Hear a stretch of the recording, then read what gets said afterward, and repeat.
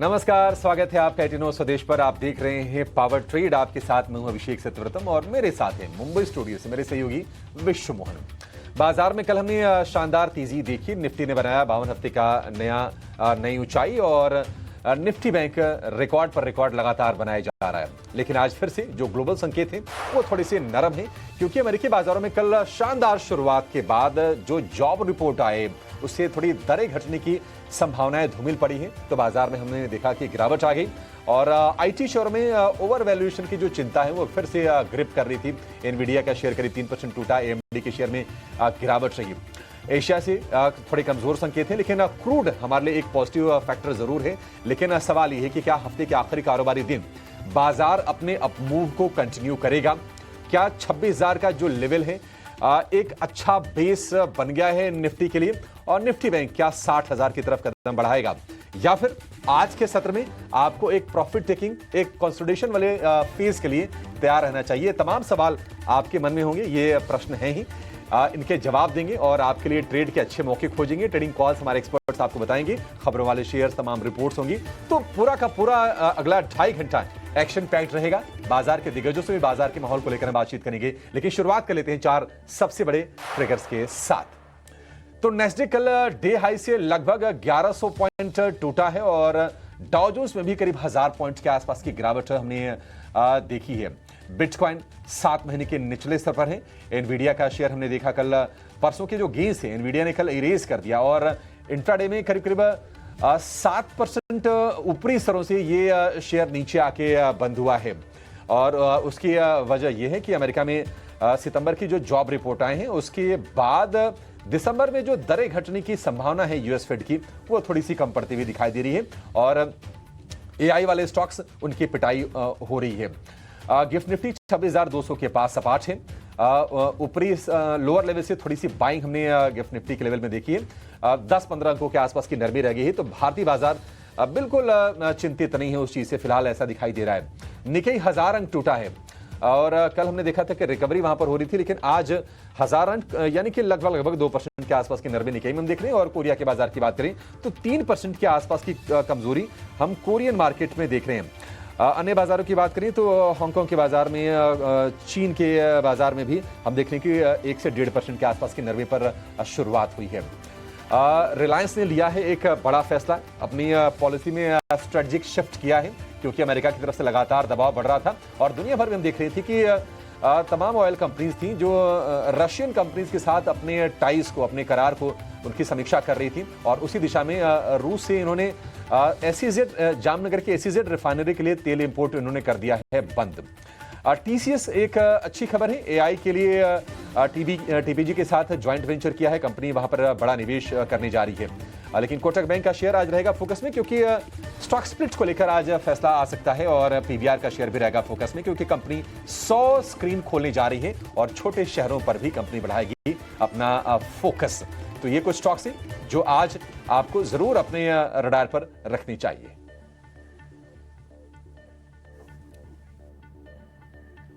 चलिए, तो ये तो घरेलू बाजार के लिए बड़े क्यूज थे जो अभिषेक ने बताया, लेकिन अभिषेक ये भी बता दीजिए ग्लोबल मार्केट से आज किस तरह के संकेत दिख रहे हैं, क्योंकि कल का सेशन तो काफी अच्छा शुरुआत में दिख रहा था यूएस का, बाद में पूरी तरह से वो तेजी गायब हो गई। आज किस तरह का सेशन रह सकता है, किस तरह के क्यूज दिख रहे हैं ग्लोबल मार्केट से? अब विश्वन, गुड मॉर्निंग। देखिए, संकेत तो कमजोर आपको दिखाई देंगे, लेकिन क्या हम इन संकेतों को फॉलो करेंगे और क्या भारतीय बाजार भी गिरावट दिखाएंगे? इसको लेकर मैं थोड़ा सा ना, मेरे व्यूज थोड़े से ये हैं कि शायद हम इनको उतने फॉलो ना करें। देखिए, हो क्या रहा था कि अमेरिका में जो एआई शेयर जब टूट रहे थे तो भारतीय बाजार बढ़ रहे थे, यहां पर हमारे आईटी शेयर चल रहे थे, क्योंकि रिवर्स ट्रेड हो रहा था कि अगर एआई स्टॉक से अगर पैसे निकलते हैं वहां पर अगर बबल की चिंता से, तो वो इमर्जिंग मार्केट्स में जाएंगे और बड़ा बेनिफिशियरी भारत होगा। तो अब कल फिर से हमने वहां पर प्रॉब्लम देखी है, एएमडी टूटा है, निकेई टूटा है, लेकिन क्या भारतीय बाजार पर इसका असर आ रहा है? आप देखेंगे गिफ्ट निफ्टी कितना कमजोर है, मतलब सपाट है, कोई असर नहीं। अभी हम घंटे भर पहले जब देख रहे थे करीब 70 अंकों के आसपास की गिरावट थी। तो ये बाजार रिफ्लेक्ट कर रहा है कि हो सकता है कि एक तरफा तेजी बाजार में हो गई है। रिकॉर्ड हाइज के पास निफ्टी है, निफ्टी बैंक ने नया रिकॉर्ड हाइज बना दिया है, तो थोड़े से प्रॉफिट टेकिंग का वाला माहौल है। अदरवाइज ज्यादा चिंतित होने की जरूरत नहीं है। लेकिन कल अमेरिकी बाजारों की अगर हम बात करें तो डाउ जोन्स में और नेस्डेक में ऊपरी स्तरों से 1000 पॉइंट के आसपास से गिरावट आई।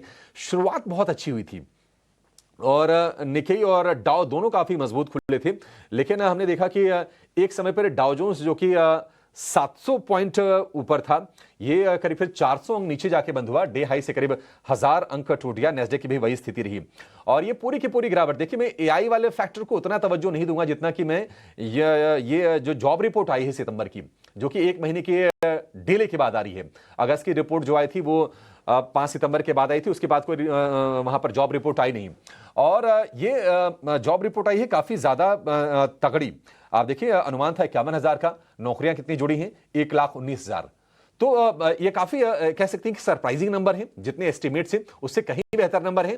तो अब अमेरिका में यूएस फेड पर दरें घटाने का दबाव क्यों होगा? प्रश्न ये है, क्योंकि देखिए एफओएमसी में जो मेंबर्स हैं ना वो बटे हुए हैं। कुछ लोग चाहते हैं कि नहीं, आप ग्रोथ को सपोर्ट कीजिए, दरें घटाइए। कुछ कहते हैं कि नहीं, आप इन्फ्लेशन मैनेज कीजिए, क्योंकि हमारा गोल जो है वो 2% तक लाने का इन्फ्लेशन है। तो अगर इकोनॉमी ठीक ठाक है तो फिर ऐसी मजबूरी नहीं रह जाएगी दरें काटने की। और इसी के चलते हमने देखा कि सीएमई फेड वॉच टूल के हिसाब से जो दरें घटने की जो संभावना है वो रह गई है 40% के आसपास की। देखते हैं आगे क्या होता है। 10 दिसंबर को अमेरिका में ये पॉलिसी आने वाली है, अभी समय है। लेकिन ये इसी चिंता ने अमेरिकी बाजारों को कल के सत्र में परेशान किया है। और एनवीडिया के अलावा हमने एमडी को कमजोर होते हुए देखा, ब्रॉडकॉम में थोड़ी सी कमजोरी रही। हालांकि एप्पल, गूगल जैसे शेयरों में ज्यादा कमजोरी कल के सत्र में हमने देखी नहीं है। नवंबर में एनवीडिया की बात करें तो एआई वाला जो फियर है उसके चलते हम देख रहे हैं कि 10% से ज्यादा की गिरावट हो चुकी है। और जो कमेंट्स आए थे, जेनसेन हुआंग जो कि एनवीडिया के सीईओ हैं, उन्होंने कहा था कि नहीं, कोई बबल नहीं है, ग्रोथ मजबूत है। बाजार थोड़ा सा ना पशु पेश की स्थिति में दिखाई दे रहा है। अमेरिकी बाजार 1 महीने के निचले स्तर पर आ गए हैं। इस हफ्ते की बात करें तो S&P 500 करीब 3% टूटा है। डाउ जोन्स में भी 3% की गिरावट देखी है। नेस्डेक ज्यादा टूटा है, करीब 3.5% के आसपास की गिरावट। और आज एशियाई बाजारों से हम देखने की चौतरफा बिकवाली के ही संकेत हैं, चाहे वो निकेई हो, कोस्पी हो, हैंगसेंग हो, सारे के सारे बाजार 1.5 से 2-3% के आसपास की गिरावट दिखा रहे हैं। और सॉफ्ट बैंक जो कि एआई रिलेटेड एक स्टॉक है जापान में, 10% के आसपास की गिरावट उसमें हो रही है। तो भारतीय बाजार पहले भी थोड़े से ग्लोबल मार्केट से विश्वमोहन डीकपल्ड थे। ऐसा नहीं कि अमेरिकी बाजार, एशियन मार्केट सारे के सारे चल रहे थे तो हम भी चल लेते, नहीं। तो जो गिर रहे हैं तो शायद हमारी चाल थोड़ी अलग होनी भी चाहिए, और वो आपको गिफ्ट निफ्टी में फिलहाल तो दिखाई दे रहा है। मे बी एक प्रॉफिट टेकिंग आ जाए इंट्राडे में, और आज हफ्ते का आखिरी कारोबारी सत्र है, लेकिन बहुत ज्यादा मुझे लगता नहीं कि चिंता करने की जरूरत है। एक अच्छा ट्रिगर भी आपके पास है, वो है क्रूड के फ्रंट पर, क्योंकि रूस और यूक्रेन के बीच में युद्ध को रुकवाने को लेकर अमेरिका ने कोशिशें फिर से तेज कर दी हैं। एक उन्होंने फ्रेमवर्क बनाया है और दोनों देशों को अप्रोच करेंगे, उनको राजी करने की कोशिश करेंगे कि आप संघर्ष विराम कर दीजिए। तो अगर सीज फायर होता है तो फिर सप्लाई बढ़ जाएगी रूस से, और उसी सप्लाई बढ़ने की उम्मीद में हम देख रहे हैं कि क्रूड नरम हो रहा है और भाव आ गया है $63 के आसपास। निश्चित तौर पर भारतीय बाजार के लिए एक अच्छा संकेत है। यूएस में मजबूत जो जॉब रिपोर्ट आए हैं उससे हम देख रहे हैं कि सोने में नरमी है, क्योंकि अगर मान लीजिए कि ये दरें नहीं घटती हैं तो फिर बॉन्ड से पैसे नहीं निकलेंगे और फिर वो सोने में नहीं आएंगे, ये एक चिंता होती है। तो CFA1 अपील थोड़ी सी कम हो जाती है, लेकिन नरमी ज्यादा नहीं है। कल हम देख रहे थे कि $41 के आसपास के भाव थे, आज हम देख रहे हैं कि $4,065 के आसपास के गोल्ड के प्राइसेस हैं कॉमिक्स पर। डॉलर इंडेक्स 100 के ऊपर है, एक छोटा सा चैलेंज हमारे लिए।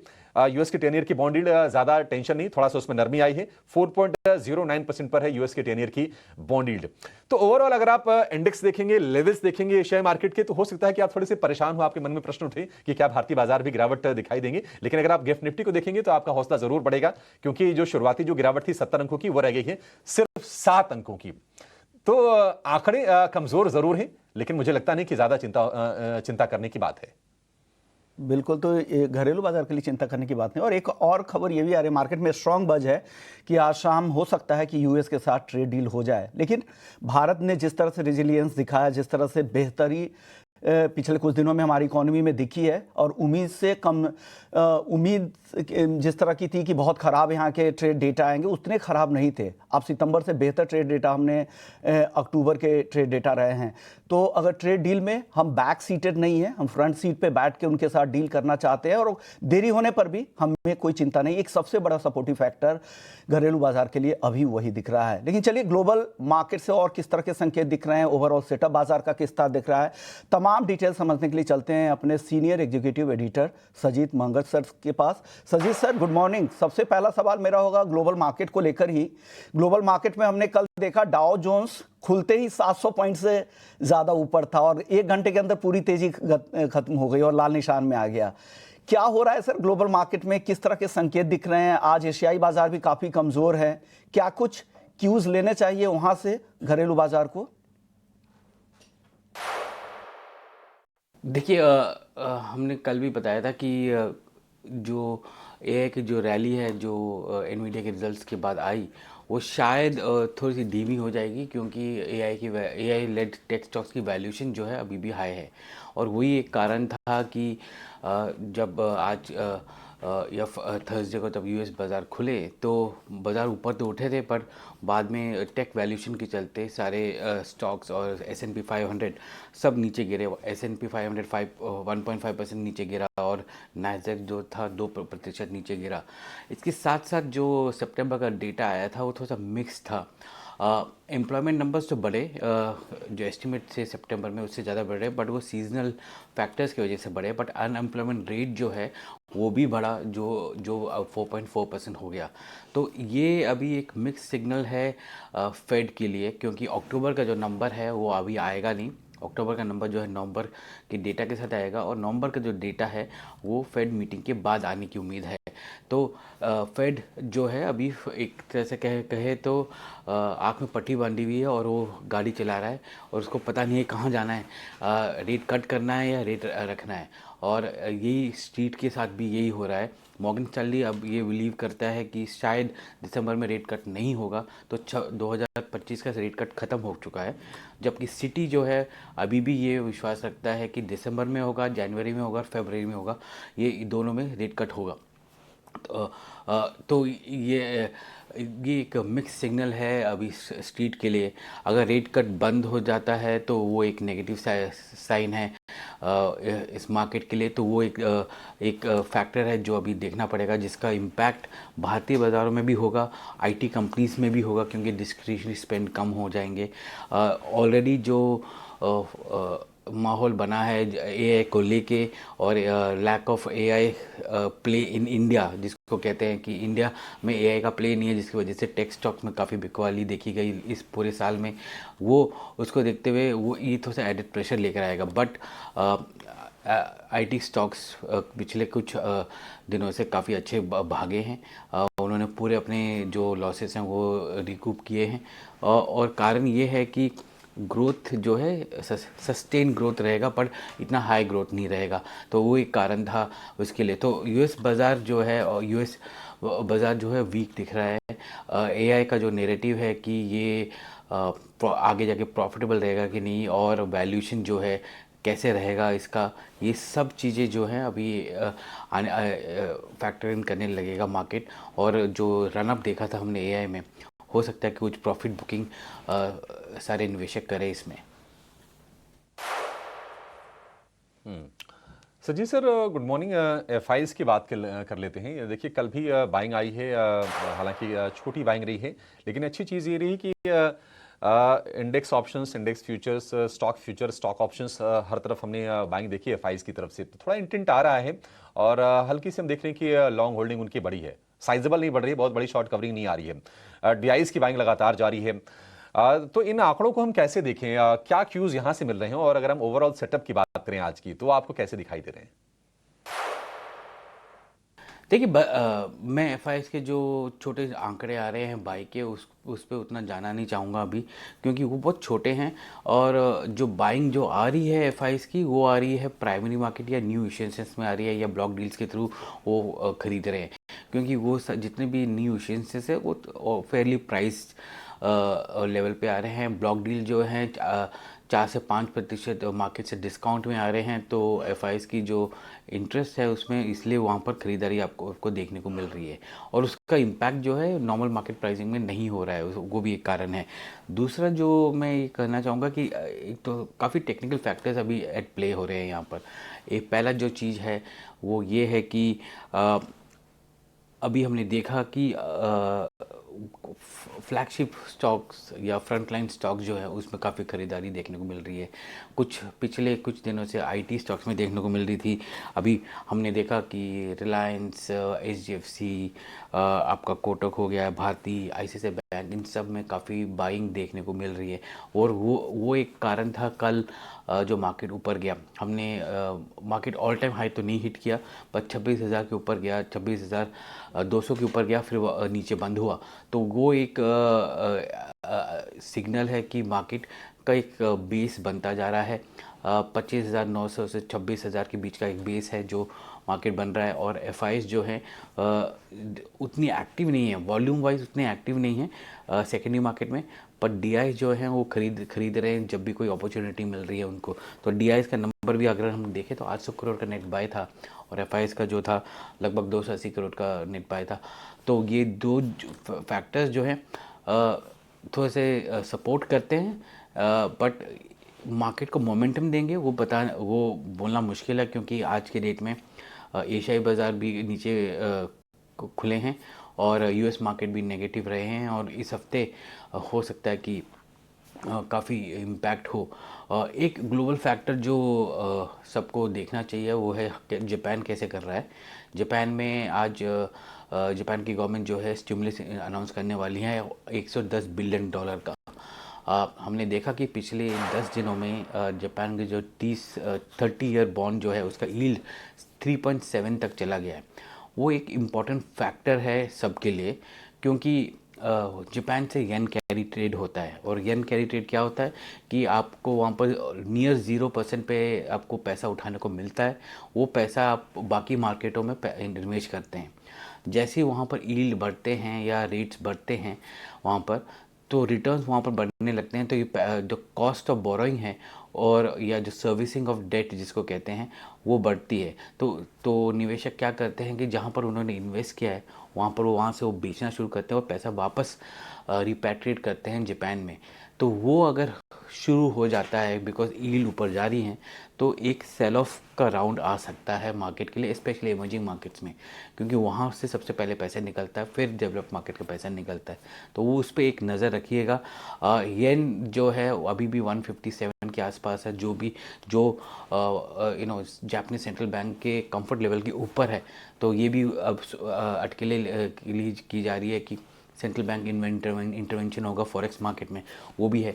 तो ये जापानीज जो स्टिमुलस है इसके रिपल्स जो हैं काफ़ी जगह पे मिलेंगे, क्योंकि लगभग $3 ट्रिलियन के आसपास का अमाउंट जापान से निकल के बाकी मार्केटों में निवेश हुआ है, और वो एक इम्पैक्ट आ सकता है आगे जाके। तो निवेशकों को कॉशियस रहना पड़ेगा इस आउटफ्लो को देखते हुए कि अगर येन कैरी ट्रेड रिवर्सल होता है तो उसका इम्पैक्ट बहुत आने वाला है।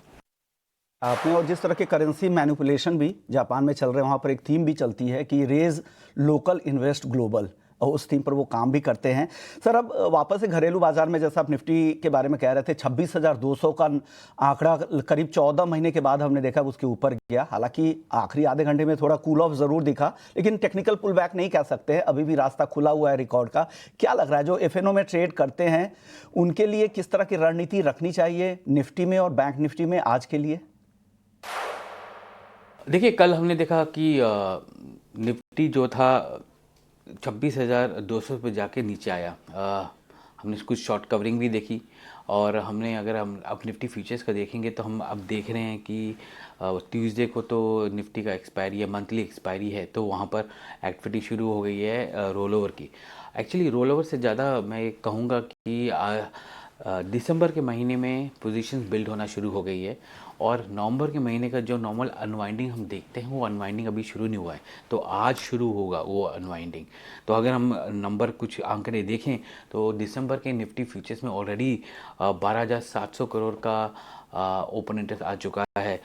निफ्टी बैंक में 3,000 करोड़ का ओपन इंटरेस्ट आ चुका है। एचडीएफसी बैंक में लगभग 8,000 करोड़ का आया है। रिलायंस में 6,000 करोड़ है। आईसीआईसीआई बैंक में 4,500 करोड़ है। ये सब शॉर्ट पोजीशंस हैं जो वहाँ पर बिल्ड हुई हैं। ये पोजीशन जो नवंबर में है वहाँ से अनवाइंड नहीं हुई है, तो आज हम वो अनवाइंडिंग देखने की हमें उम्मीद है, क्योंकि आज और मंडे में ये अनवाइंडिंग देखने की उम्मीद है। तो ये एक फैक्टर है जो निवेशकों को देखना पड़ेगा, क्लियरली करना पड़ेगा कि आप जब ट्रेड करें तो देखिएगा कि ये रिवर्सल्स आने लगेंगे। तो जब रिवर्सल्स आएंगे तो इसका इम्पैक्ट कैश मार्केट में भी आएगा।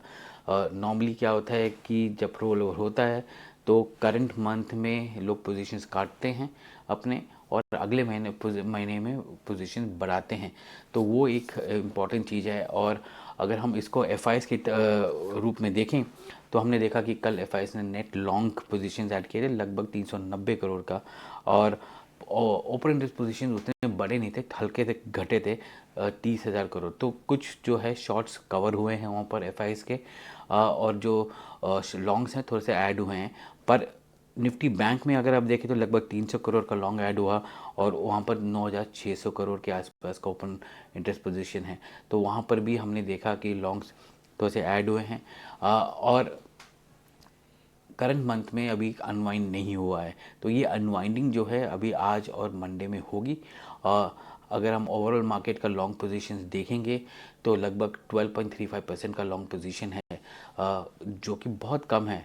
अगर हम ये पोजीशन थोड़े से चेंज होंगे जैसे अनवाइंडिंग होगी, क्योंकि तो शॉर्ट्स जो है वो कवर होंगे आगे इस महीने के, तो लॉन्ग्स और ऊपर जाने की उम्मीद है। पर वो टेक्निकली ऐसे दिखेगा, बट आपको थोड़ा सा केयरफुल रहना पड़ेगा फ्राइडे के ट्रेड को और मंडे ट्रेड को जब ये रोल ओवर होगा।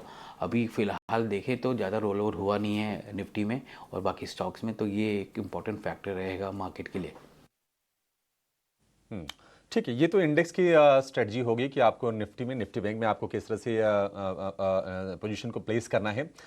लेकिन स्टॉक्स पर आते हैं, और निफ्टी की दो बड़ी दिग्गज कंपनीज को लेकर खबरें हैं, रिलायंस और टीसीएस। रिलायंस ने रूस से तेल की खरीद रोक दी है अपनी जामनगर की एसईजेड रिफाइनरी के लिए। एक बड़ा स्ट्रेटजिक शिफ्ट है, और एआई की तरफ हम देख रहे हैं कि लगातार टीसीएस कुछ न कुछ फोकस कर रही है। अब टीपीजी के साथ उन्होंने डील किया है। सजीद सर, आपसे जानना चाहेंगे कि किस तरह का इंपैक्ट आप देख रहे हैं दोनों के दोनों शेयरों पर, क्योंकि रिलायंस वाली न्यूज़ काफ़ी बड़ी दिखाई दे रही है। कल हमने देखा कि 4 महीने के ऊपरी स्तर पर शेयर जाकर ये बंद हुआ है। देखिए, रिलायंस का जो अनाउंसमेंट आया है वो वेरी कैटेगोरिकल है कि वो एसीजेड में रूस की कंपनियों से तेल नहीं खरीदेगा। रिलायंस का जो रिफाइनरी है वो बेसिकली 2 भागों में बटा हुआ है, एक तो डोमेस्टिक टैरिफ एरिया और एक है एसीजेड। डोमेस्टिक टैरिफ एरिया का रिफाइनरी जो है वो क्रूड को सोर्स करता है और भारतीय क्षेत्र में बेचता है, जिसको पेट्रोलियम के थ्रू बेचता है या पेट्रोलियम और डीजल के थ्रू बेचता है। और एसीजेड जो है वो ओवरसीज मार्केट्स को अपना पेट्रोल डीजल वगैरह बेचता है। तो रिलायंस ने कहा है कि एसीजेड के लिए वो रूस की कंपनियों से नहीं करेगा। तो इसका इम्पैक्ट जो है ज़्यादा रिलायंस को फ़र्क नहीं पड़ने वाला है। इसका मतलब ये भी है कि रिलायंस जो है आगे जाके रूस से ऑयल लेता रहेगा, पर वो डोमेस्टिक एरिया इंडियन रिक्वायरमेंट के लिए लेता रहेगा, जो कि हमारी सरकार भी ये कह रही है कि हम अपना जो क्रूड है अपनी ज़रूरत के लिए वहीं से लेंगे जहाँ पर हमारे लिए फ़ायदेमंद है। तो वो एक दूसरा है, एक इम्पोर्टेंट रहा है। दूसरा जो चीज़ है वो ये है कि टीसीएस का जो डील, टीसीएस ने अपने अर्निंग्स के समय हमको बताया था कि वो 1 गीगावाट का डेटा सेंटर बनाएगा, और ये जो है एक पार्टनरशिप के थ्रू करेगा। और कल ये जो अनाउंसमेंट आई है कि टीपीजी के थ्रू वो कर रहा है, जहाँ पर $2 बिलियन का इन्वेस्टमेंट हो रहा है, और टीपीजी लगभग $1 बिलियन इन्वेस्टमेंट डालेगा, जिसमें टीपीजी माइनॉरिटी पार्टनर रहेगा और मेजॉरिटी जो है टीसीएस के पास रहेगा। ये बताने लाइक इम्पॉर्टेंट चीज़ है कि उस समय जो था मार्केट थोड़ा सा सर्कमस्पेक्ट था टीसीएस के अनाउंसमेंट में। वो कारण ये था कि उनको समझ में नहीं आ रहा था कि ये मॉडल क्या होने वाला है, और ये मॉडल जो है अभी टीसीएस ने बना दिया है। और हम देखें तो ग्लोबली भी ये मॉडल अभी एक तरह से नैरेटिव बन रहा है कि अब आगे के डेटा सेंटर्स जो हैं या एआई इन्वेस्टमेंट्स जो हैं डेट के साथ होने वाले हैं। तो वो नैरेटिव जो है अभी टीसीएस इम्प्लीमेंट करके दिखा रहा है, जहाँ पर टीबीजी जो प्राइवेट इक्विटी है वो इन्वेस्ट करेगा यहाँ पर। और अगर हम देखें तो टीसीएस ने वेरी क्लियरली बताया था कि हम 5 से 7 बिलियन डॉलर का इन्वेस्टमेंट करेंगे 1 गीगावाट के लिए। अगर आप कॉस्ट देखेंगे तो कॉस्ट आता है लगभग $1 बिलियन फॉर 150 मेगावाट। तो लगभग 300 मेगावाट का यहाँ पर ये इम्पैक्ट आने वाला है टीसीएस में टीसीएस बनाने वाला है। तो वो एक इम्पॉर्टेंट फैक्टर रहेगा कि एक नया मॉडल आ रहा है। और अभी जो है आगे जाके सारे जो एनालिस्ट हैं वो इसको पेंसिल इन करेंगे टीसीएस के वैल्यूएशन में, क्योंकि अब एआई डेटा सेंटर्स की बात हो रही है, तो उस हिसाब से यहाँ पर भी हमको देखने को मिलेगा।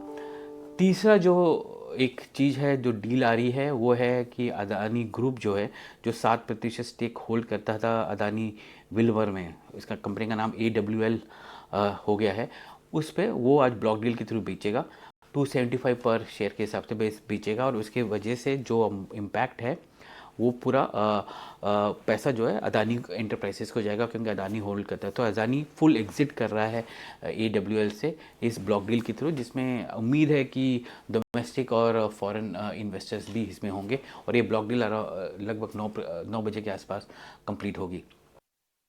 देखते हैं ये सारी जो दिग्गज कंपनियां हैं उन पर आज बाजार खुलने के बाद किस तरह के असर होते हैं। सर, अब एक सवाल ये होगा, आज सॉफ्टवेयर कंपनी जो कैपिलरी टेक्नोलॉजी है उसकी लिस्टिंग भी है, और साथ ही आज से सुदीप फार्मा का इशू भी खुल रहा है। इन दोनों पर क्या स्ट्रैटेजी होनी चाहिए? लिस्टिंग के बाद क्या करना चाहिए कैपिलरी टेक्नोलॉजी में, और सुदीप फार्मा के IPO को लेकर क्या सलाह है? देखो, दो अच्छे कंपनीज हैं, मतलब एक यूनिक कंपनीज हैं इन दोनों की। और हमने देखा कि पिछले कई 2-3 सालों में हमने देखा कि निश कंपनीज मार्केट में आ रही हैं। एक है कैपिलरी टेक्नोलॉजीज, जो AI फोकस SaaS कंपनी है। SaaS मतलब सॉफ्टवेयर एज अ सर्विस, वो प्रोवाइड करती है कंपनीज़ को ग्लोबली। आपके होटल्स हो गए, आपके एयरलाइंस हो गए, उनको जो लॉयल्टी प्रोग्राम्स वगैरह होते हैं या उनके कस्टमर्स होते हैं उनके लिए। और ये इसका जो अगर हम देखें तो लगभग 53 टाइम्स सब्सक्राइब हुआ था। इशू प्राइस जो था इसका 577 पर शेयर था। अगर हम ग्रे मार्केट के आसपास देखें तो लगभग 50 से 60 रुपये का इसका प्रीमियम चल रहा है। तो 577 के आसपास, मतलब 620-630 के आसपास इसका वो लिस्टिंग होने की उम्मीद है, अगर मार्केट सही रहा तो वो एक चीज़ है जिसको आप देखिएगा। मैं बाय सेल नहीं बता सकता इसमें, पर अगर ये आपको लगता है कि इसके फंडामेंटल्स अच्छे हैं तो आपको रिटेन करना चाहिए। अगर नहीं तो जो हम देख रहे हैं सारे निवेशक वो कर ही रहे हैं। तीसरा जो है आपका दूसरा जो है सुदीप फार्मा, वो एक यूनिक फार्मा कंपनी है और वो एक्सीपिएंट बनाता है, मतलब बाइंडर्स जो होते हैं ड्रग्स वगैरह में, जो आप दवाइयाँ लेते हैं उसमें बाइंडर्स वगैरह होते हैं या कलर होते हैं, वो बनाता है फार्मा कंपनीज के लिए। और इसका ये लगभग 895 करोड़ का इशू है जो आज खुल रहा है 563 to 593 पर शेयर के दाम से खुल रहा है। तो वो एक चीज़ है जो आपको देखना चाहिए। तो ये 2 IPO हैं जिसमें आपको निवेश के बारे में आपको अपने एडवाइज़र से पूछना चाहिए कि करना चाहिए कि नहीं करना चाहिए, और इस हिसाब से आप इन्वेस्ट करें इसमें। ओके, ये सलाह है, आप अपने फाइनेंशियल एडवाइजर से भी राय ज़रूर लें कि आपको करना चाहिए या नहीं करना चाहिए। हम एक एजुकेशन के तौर पे आपको गाइड करते हैं और जागरूक करते हैं। शुक्रिया सर, आपने वक्त दिया और हमारे दर्शकों को गाइड किया।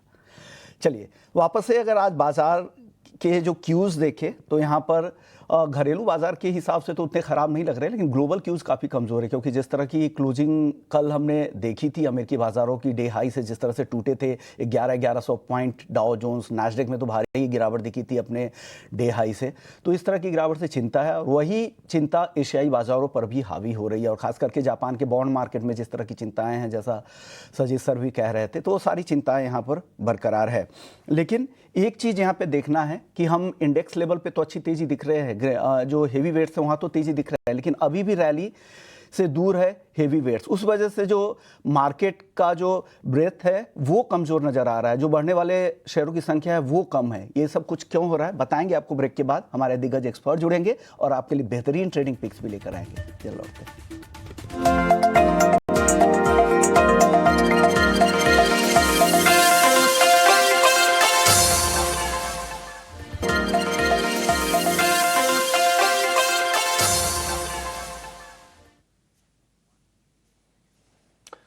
ब्रेक के बाद आपका फिर से स्वागत है पावर ट्रेड में। और खबरों वाले शेयरों की फहरिस्त आपके सामने हम लेकर आएंगे और ब्रोकरेज हाउसेस के रिपोर्ट्स क्या कह रही हैं ये भी जानेंगे। हमारे सहयोगी हमारे साथ तैयार हो रहे हैं। लेकिन जैसा कि विश्वमोहन कह रहे थे कि नहीं, ब्रॉडर मार्केट से संकेत उतने अच्छे नहीं है। और अभी भी हम देख रहे हैं कि अगर आप एनएसई की 500 की लिस्ट देखेंगे तो तमाम ऐसे शेयर दिखाई देंगे जो अपने हाई से 30%, 40%, 50%, 60% भी नीचे हैं।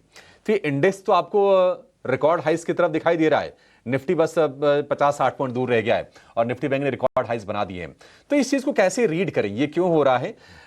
हमारे साथ फंडामेंटल एक्सपर्ट नरेंद्र सोलंकी जुड़ गए हैं, उनसे जरा बातचीत करते हैं। नरेंद्र सोलंकी जी, बहुत शुक्रिया आपका समय देने के लिए, स्वागत है।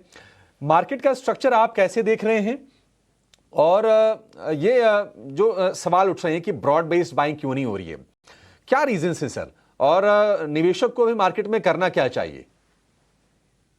जी गुड मॉर्निंग। जी बिल्कुल, अभी जो फिलहाल मार्केट है वो थोड़ा सा रिकवरी दी है हमें, खासकर रिजल्ट्स के बाद, और अब थोड़ा स्टेबलाइज होने की कोशिश कर रहा है। और जो मेजर हमें देखने को मिल रहा है कि मार्केट रैली करता है लेकिन एक अपना जो स्ट्रेंथ है वो थोड़ा सा गंवा देता है। उसका दो तीन कारण, एक ये है कि आने वाले टाइम में अभी एक तो जो ट्रेड डील है उसके ऊपर थोड़ी क्लैरिटी नहीं आ रही है कि वो क्या टाइमलाइन के आसपास फाइनली होगी। दूसरा, जो यूएस फेड का इंटरेस्ट रेट कट का जो एक्सपेक्टेशंस है वो भी फिलहाल तो थोड़ा असमंजस में है मार्केट की, किस टाइप का रेट कट्स करे यूएस फेड करेंगे या नहीं करेंगे। प्लस अपना अगर इन्फ्लेशन देखें तो जिस हिसाब से इन्फ्लेशन गिरा है उस हिसाब से थोड़ा सा मार्केट को एक वरी भी है कि क्या आरबीआई कहीं पे अपना जो पॉज स्टैंड लिया था वहां पे वो सही था या थोड़ी और रेट कट्स की गुंजाइश हो सकती थी एंड ऑफ द कर्व जाके। और नेक्स्ट जो पॉलिसी मीट होगा वो आरबीआई का क्या होगा। इन्फ्लेशन जो कि जिस हिसाब से गिरा है उस हिसाब से आरबीआई उसको किस हिसाब से देखता है, बिकॉज आरबीआई के एक्सपेक्टेशन से काफी नीचे इन्फ्लेशन आया था। तो थोड़ा सा मैक्रो लेवल पे भी चिंताएं हैं मार्केट्स की। और स्ट्रक्चर की अगर सेक्टर्स की बात करेंगे तो फिलहाल हमें लगता है कि ट्रेड डील की थोड़ी सी पॉजिटिव अगर न्यूज फ्लो आई और आने वाले टाइम में अगर होता है तो आईटी है कि यहाँ पे काफी अच्छा सेक्टर उभर के आ सकता है जहाँ पे आप अहेड ऑफ द थोड़ा सा अपनी पोजीशन बना सकते हैं। हालांकि पूरा सुधार आने में एटलीस्ट 2-3 क्वार्टर का टाइम लगेगा, लेकिन वैल्यूएशन वाइज यहाँ पे काफी अट्रैक्टिव एक बैट है। इसके अलावा जो डोमेस्टिक कंज्यूमर है, टू व्हीलर सेगमेंट्स है, ऑटोमोबाइल्स, एंसिलरीज, यहाँ पे भी अपनी पोजीशन बना के चल सकते हैं। और बैंकिंग्स में NBFC and PSU banks private favourite picks रहेंगे। भी आपको लग रहा है बैंकिंग आपके फेवरेट पिक्स है, प्राइवेट के अलावा सरकारी बैंक्स भी, ऑटो, खास करके टू व्हीलर आपको काफ़ी पसंद है, और आईटी भी लॉन्ग टर्म के लिए तो लगातार हमारे एक्सपर्ट सलाह दे ही रहे हैं। चलिए अब चलते हैं अपने सहयोगी मिताली जैन के पास और समझते हैं आज के लिए कौन सी बड़ी खबरें हैं जिन पर आपको नज़र रखनी चाहिए और उनके शेयर्स आज बाजार खुलने के बाद रिएक्ट कर सकते हैं। मिताली, बताइए कौन सी वो लिस्ट हैं आज? जी गुड मॉर्निंग। सबसे पहले बात कर लेते हैं टीसीएस की। काफ़ी बड़ी खबर यहाँ से सामने आ रही है। टीसीएस और एक प्राइवेट इक्विटी ग्रुप है टीपीजी, इन दोनों ने हाथ मिलाया है इंडिया में एआई डेटा सेंटर्स को डेवलप करने का। टीसीएस यहाँ पे 18,000 करोड़ रुपए इन्वेस्ट करने वाली है और दोनों का जो कंबाइंड रेशो है इन्वेस्टमेंट का वो रहेगा टीसीएस वर्सेस टीपीजी 51:49 का रेशियो। और ये जो फंड्स है ये सारा ही लार्ज स्केल पे AI ready data centres India में डेवलप करने के लिए लगाए जाएंगे और इनकी कैपेसिटी बताई जा रही है 1 गीगावाट से भी ज़्यादा। अडानी विलमार को भी रखी अपने स्टॉक के रडार पर। अडानी विलमार के लिए नेगेटिव खबर आई है। अडानी ग्रुप जो है वो 2,500 करोड़ की ब्लॉक डील लॉन्च करने वाला है जिसमें वो AWL एग्री बिजनेस जो है वहाँ से पूरा का पूरा एग्जिट लेते हुए नजर आएंगे। और पहले भी हमने देखा इसी हफ्ते में कि अडानी ग्रुप ने जो पहले 20% स्टेक होल्ड करता था AWL एग्री बिजनेस में, उसने अपना 13% स्टेक यहाँ पे बेचा था विलमार इंटरनेशनल लिमिटेड को। और जो ट्रांजैक्शन की साइज़ थी वो थी करीबन 4646 करोड़ रुपए। अब जो ये ब्लॉक डील होने वाली है इसकी साइज़ बताई जा रही है 2,500 करोड़ रुपए। मैक्स फाइनेंशियल ब्लॉक डील होने वाली है, यहाँ पे भी आप रखिए नज़र। नेगेटिव खबर है कंपनी के लिए। मैक्स वेंचर्स जो है ये करीबन 0.46% का स्टेक कंपनी में बेचने वाले हैं। प्राइस बैंड रहेगा 1693 से 1676 रुपये के बीच में, करीबन 1% के डिस्काउंट पे। और ऑफर साइज बताई जा रही है 271 करोड़ रुपए। ध्यान रखिए मैक्स वेंचर सितंबर 2025 तक करीबन 1.62% का स्टेक होल्ड करता था। रिलायंस की बात करें तो यहाँ पे भी एक नेगेटिव खबर है कंपनी के लिए। कंपनी ने कहा है कि वो रशिया से जो ऑयल इंपोर्ट करती थी वो अब बंद करने वाली है, जो इनकी ओनली फॉर एक्सपोर्ट रिफाइनरी थी उसके लिए नवंबर 20 से। जैगल प्रीपेड ओशन सर्विसेज को भी रखिए अपने रडार पे। कंपनी के लिए एक पॉजिटिव खबर है, कंपनी ने अग्रीमेंट साइन किया है बीबा फैशन के साथ। इनका जो जैगल जोया प्लेटफॉर्म है इस पर काम करने के लिए, और ये जो अग्रीमेंट का पीरियड है ये करीबन 36 महीने का रहने वाला है। JSW एनर्जी भी रखिए आज फोकस में, कंपनी के लिए पॉजिटिव खबर है। कंपनी का जो रेजोल्यूशन प्लान था रायगढ़ चंपा रेल इंफ्रास्ट्रक्चर के लिए, वो COC से उसे मंजूरी मिल चुकी है, लेकिन ध्यान रखिए कि NCLT से अप्रूवल मिलना भी बाकी है। एल्केम की बात करें तो यहाँ पे कंपनी के लिए पॉजिटिव खबर है। कंपनी ने एक प्रोबायोटिक लॉन्च किया है इंडिया में गट हेल्थ मैनेजमेंट के लिए। HG इंफ्रा को भी रखिए आज अपने रडार पर। इनकॉर्पोरेट किया है इन्होंने एक होली ओन्ड सब्सिडरी जिसका नाम है HG क्लीन एनर्जी सोल्यूशन। यहाँ पे जो कारोबार है वो देखा जाएगा सोलर, ग्रीन हाइड्रोजन और बैटरी एनर्जी सिस्टम्स के लिए। PVR को भी रखिए आज अपने फोकस में, कंपनी के लिए पॉजिटिव खबर है। कंपनी ने बोला है कि वो FY 26 तक करीबन 100 स्क्रीन्स और ऐड करने वाली है, और मेनली Tier 3 सिटीज़ को यहाँ पे ये टारगेट करती हुई नजर आएगी। कोटक महिंद्रा बैंक पे भी आज खासा रखिएगा नज़र। कंपनी आज स्टॉक स्प्लिट का रेशियो अनाउंस करने वाली है अपनी बोर्ड मीटिंग में। और ग्रो को रखिए रडार पर, कंपनी आज अपने रिजल्ट्स घोषित करने वाली है। हमने देखा कि लास्ट 2 सत्रों में करीबन 15 से 17% लुढ़का हुआ नजर आया था ये स्टॉक। तो ये कुछ तमाम शेयर्स जो आज आपको रखने चाहिए अपने रडार पर। शुक्रिया मिताली ये पूरी लिस्ट लेकर आने के लिए। चलिए अब अपने एक्सपर्ट्स को भी जोड़ते हैं और उनसे पूछते हैं कि इन सारे स्टॉक्स को लेकर किस तरह का रिएक्शन बाजार खुलने के बाद आ सकता है। हमारे साथ वैशाली पारिक जी भी आ गई हैं। गुड मॉर्निंग वैशाली जी। और आपसे मैं शुरुआत करूंगा TCS और TPG के बीच जो डील हुई है AI डेटा सेंटर को खोलने के लिए, इस पर तो एक राय लेंगे ही आपसे, लेकिन सबसे पहले आप अपनी पिक बता दीजिए, आपकी ट्रेडिंग कॉल्स क्या हैं आज के लिए। Very good morning. So I think आज के लिए मैंने कैम्स चुना है। कल कई दिनों के बाद हमने देखा दैट कैम्स में एक पिकअप आया है, वॉल्यूम और मोमेंटम, और उसके बाद ब्रेकआउट भी आ गया है। सो एक बार ये 4050 के ऊपर सस्टेन करता है तो I am looking at a target of 4250 और 3900 का स्टॉप लॉस रहेगा। और दूसरा जो मैं स्टॉक चूज कर रही हूँ वो है फोर्टिस हेल्थ केयर। काफी करेक्ट हो चुका है, रिस्क रिवॉर्ड रेशियो मुझे सही लग रहा है। सो 910 के स्टॉप लॉस के साथ 980 का टारगेट रहेगा। ओके, तो फोर्टिस हेल्थ और कैंप्स, 2 टॉपिक आपकी तरफ से, वैशाली जी की तरफ से आ गई है। लेवल्स आपकी स्क्रीन पर है, टारगेट स्टॉप लॉस दोनों दिए गए हैं, नोट कर ले। आज के ट्रेड के लिए सलाह दी गई है। निमेश ठाकर भी हमारे साथ है। गुड मॉर्निंग निमेश जी, आप बताइए आपके ट्रेडिंग कॉल्स क्या हैं आज। वेरी गुड मॉर्निंग विश्वा जी। देखिए मार्केट के अंदर जिस तरह से हम लोग ग्लोबल अनसर्टेनिटी थोड़ी देख रहे हैं, मैं थोड़ा कंजर्वेटिव पिक सिलेक्ट कर रहा हूँ, जिसके अंदर डीमार्ट का एक काउंटर है जहां पर हम लोगों ने काफी वीक वाली देख ली है। पिछले 2 सेशन से हम लोग एक रिवर्सल देख रहे हैं, और कल के सेशन की अगर बात करें तो एक इनसाइड आउट बार भी एक जो है वो बना हुआ है। मैं मानता हूं कि यहाँ से डीमार्ट एक अच्छे सपोर्ट के ऊपर है और यहाँ से शॉर्ट टर्म ट्रेंड रिवर्सल के चांसेस ज्यादा दिख रहे हैं।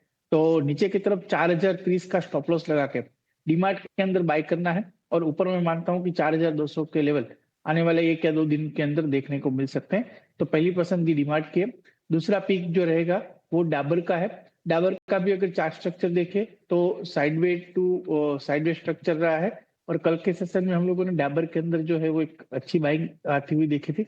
मैं मानता हूं कि डाबर में यहाँ से अगर मार्केट में कुछ वॉलेटिलिटी आती है ग्लोबल अनसर्टेनिटी की वजह से, तो एज ए फार्मा एक अच्छा कर सकती है। तो डाबर के अंदर मैं यहाँ से बाय रिकमेंड करता हूँ। नीचे की तरफ 515 का एक स्टॉप लॉस लगाना है, और ऊपर में 540 तक के लेवल डाबर में देखने को मिल सकते हैं, ऐसा मेरा मानना है।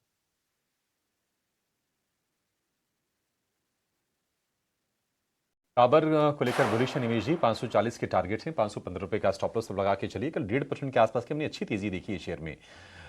एक और मेहमान को शामिल कर लेते हैं शो में। रूपक डे हमारे साथ जुड़ गए हैं। रूपक जी बहुत शुक्रिया आपका समय देने के लिए, स्वागत है। बताइए आप कहां पर बुलिश हैं और आज के लिए क्या ट्रेड लेने की सलाह देंगे। जी, मेरा पहला पिक रहेगा जुबलियन इंग्रेविया लिमिटेड।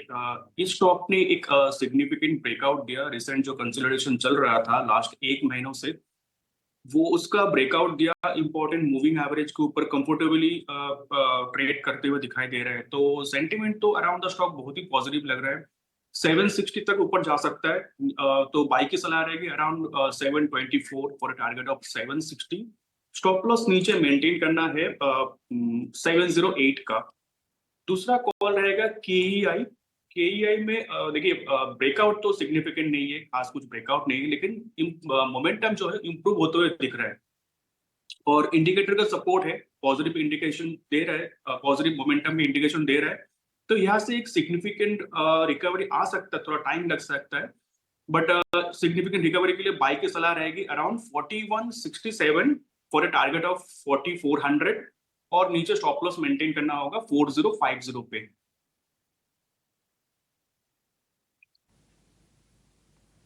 ठीक है, जुबिलेंट इनग्रेविया 760 रुपए के टारगेट होंगे, 708 रुपए का इसमें स्टॉप लॉस लगा के चलना है। और कल हमने इसमें तेजी देखी थी। एक राय जरा मैं फिर से ना रिलायंस के शेयर पर लेना चाहूँगा और इस पर आप गाइड कीजिए रूपक जी, क्या करें रिलायंस में? रिलायंस में अच्छी तेजी कल हमने देखी है, कल बाजार को पूरा सपोर्ट करने का काम किया, 2% की बढ़िया बाइंग 4 महीने के ऊपरी स्तर पर है। रिलायंस ने एक बड़ा फैसला लिया है, रूस से तेल इंपोर्ट उन्होंने बंद किया है SEZ रिफाइनरी के लिए। स्ट्रक्चर कैसा लग रहा है आपको और क्या ये तेजी जारी रहेगी रिलायंस के शेयर में? रिलायंस का चार्ट स्ट्रक्चर बहुत बढ़िया लग रहा है मुझे, rounding bottom kind of pattern breakout आया है। रिसेंट चार्ट पे अगर देखें तो कंसोलिडेशन ब्रेकआउट आया है, तो सिग्निफिकेंट अपसाइड, कल का वॉल्यूम भी सॉलिड था और मोमेंटम इंडिकेटर पे एकदम हाई ग्रोथ जोन में है।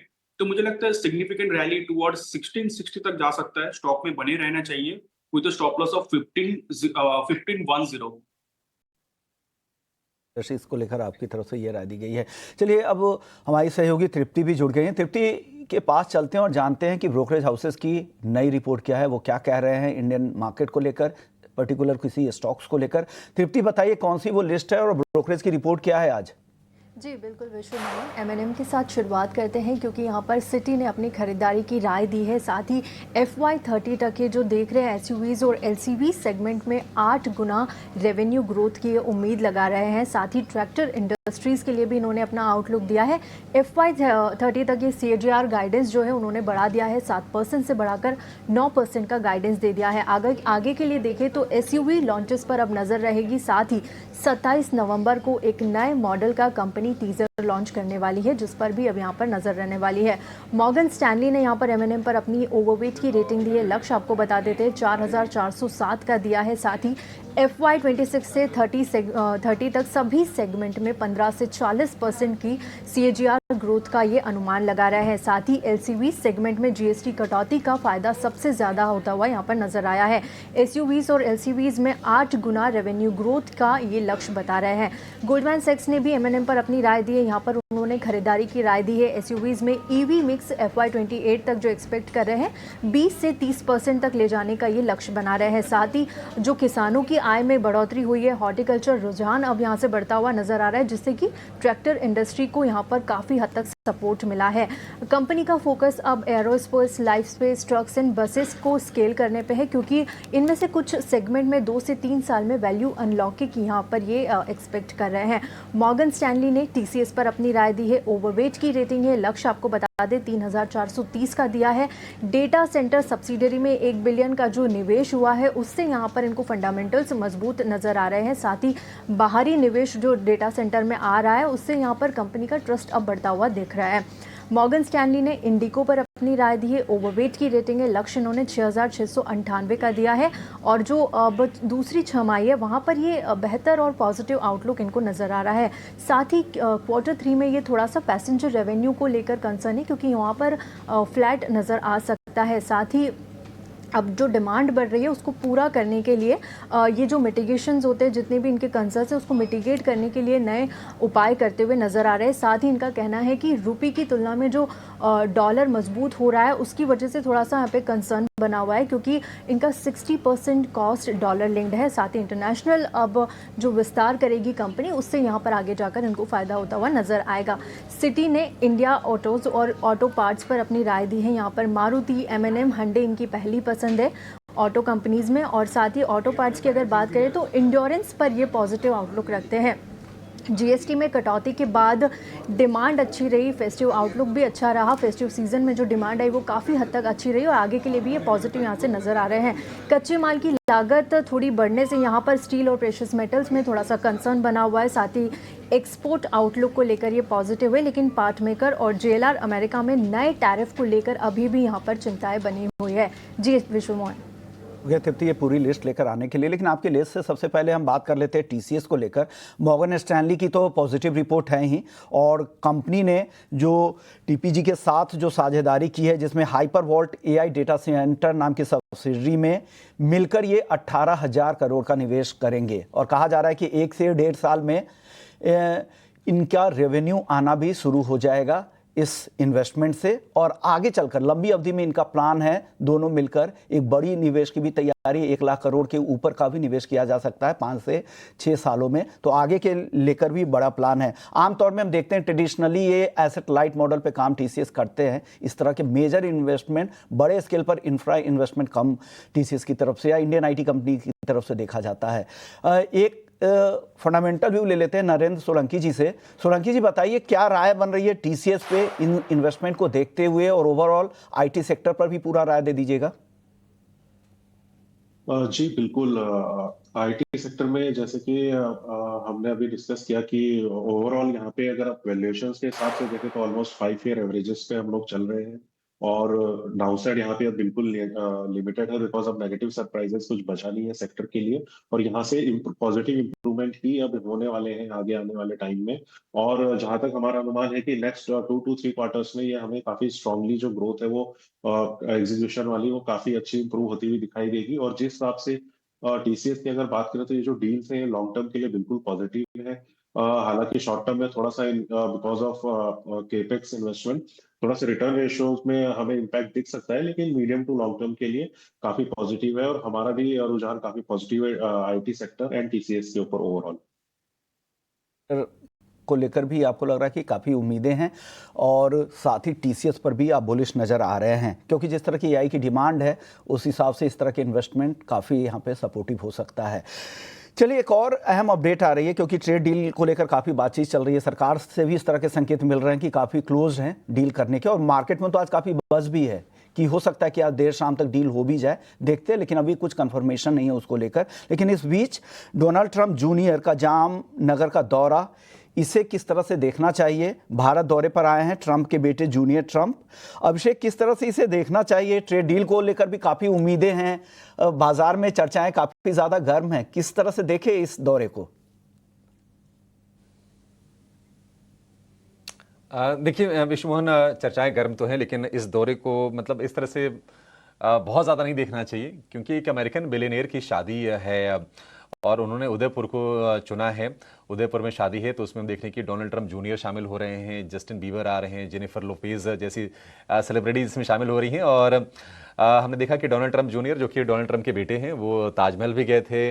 अपने गुजरात दौरे में वो जामनगर गए, तो वो वंतारा जो पार्क है मुकेश अंबानी की परिवार का, वहाँ पर भी वो गए थे, और उसी क्रम में वो फिर गए जामनगर की रिफाइनरी भी देख लिए।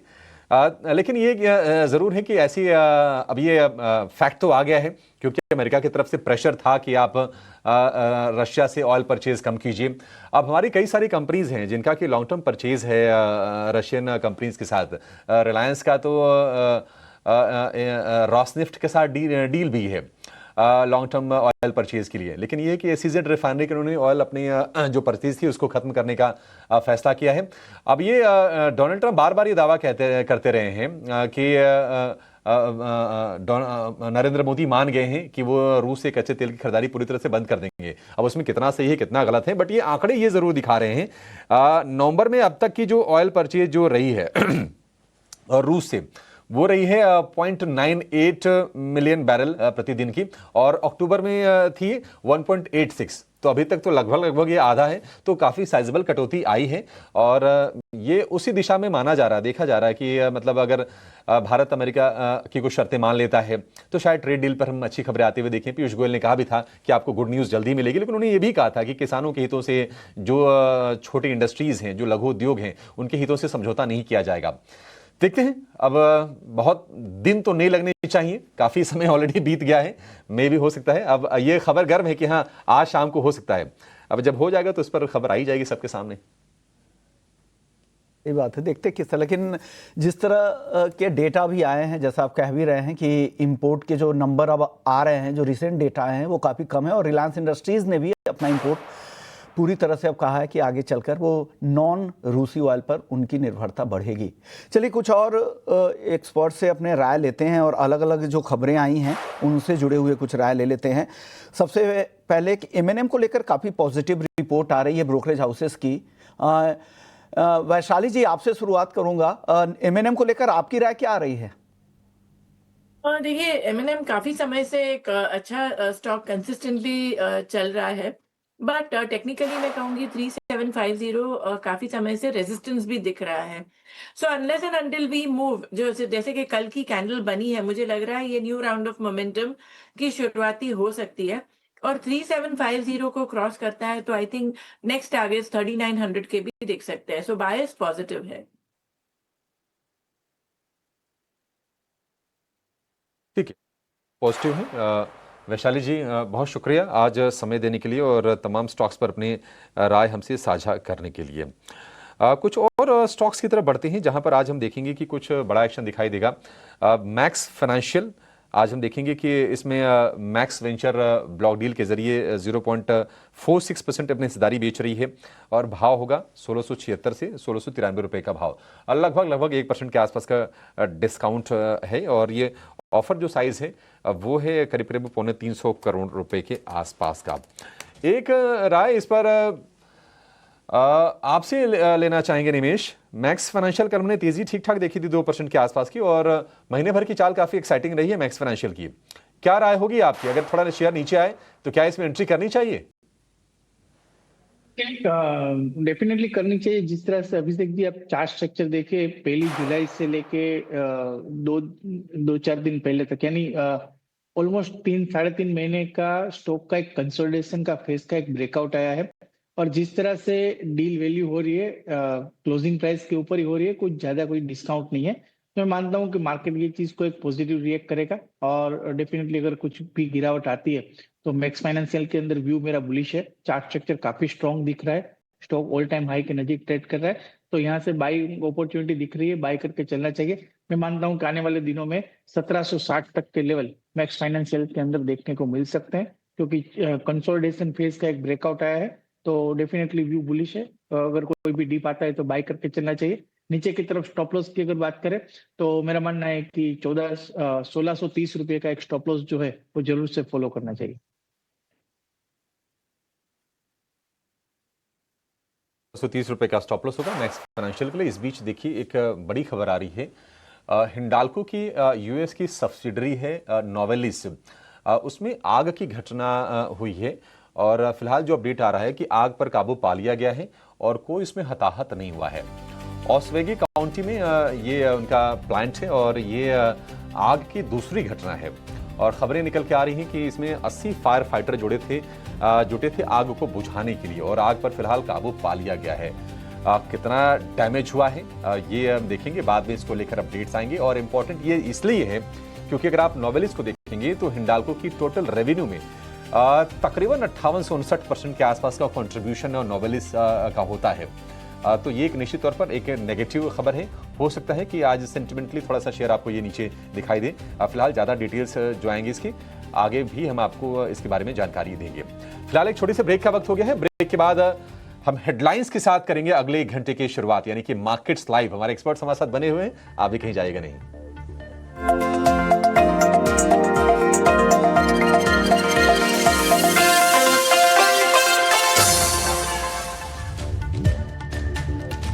ढीले ग्लोबल बाजारों के मोर्चे की अगर हम बात करें तो, लेकिन गिफ्ट निफ्टी में कोई खास घबराहट का माहौल आज के सत्र में हम नहीं देख रहे हैं, और उम्मीद करके चलेंगे कि बाजार अपने गेंस को कंसोलिडेट करेगा।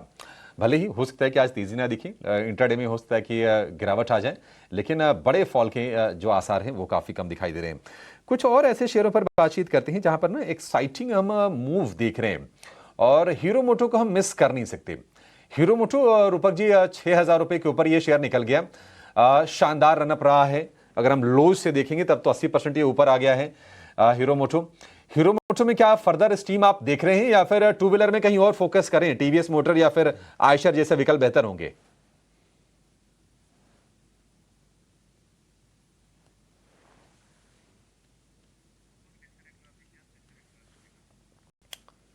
ठीक है, रूपक हमारे साथ नहीं है। निमेश जी, आपसे व्यू जानना चाहेंगे हीरो मोटो कैसा लग रहा है आपको शेयर अब ये?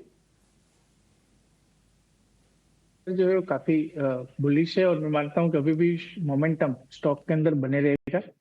पिछले टाइम हम लोगों ने देखा था कि स्टॉक 6250 के आसपास से एक करेक्टिव मूव आया था, तो नियर टर्म के अंदर 6250 के लेवल देखने के चांसेस मुझे ज्यादा दिख रहे हैं। तो अगर कोई भी गिरावट आती है तो हीरो मोटोकॉर्प के अंदर बाय रिकमेंडेशन है और 6250 के लेवल शॉर्ट टर्म में देखने को मिल सकते हैं, ऐसे चांसेस मुझे ज्यादा दिख रहे हैं।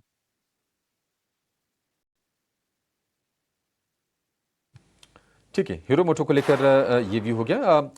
पीवीआर में भी हमने एक्शन ठीक ठाक देखा है और पीवीआर का जो शेयर है वो कल हमने देखा कि थोड़ा मतलब ऊपरी स्तर से प्रॉफिट टेकिंग आ रही थी, लेकिन महीने भर में या फिर 6 महीने में देखेंगे तो ठीक ठाक रफ्तार से ये शेयर चला है।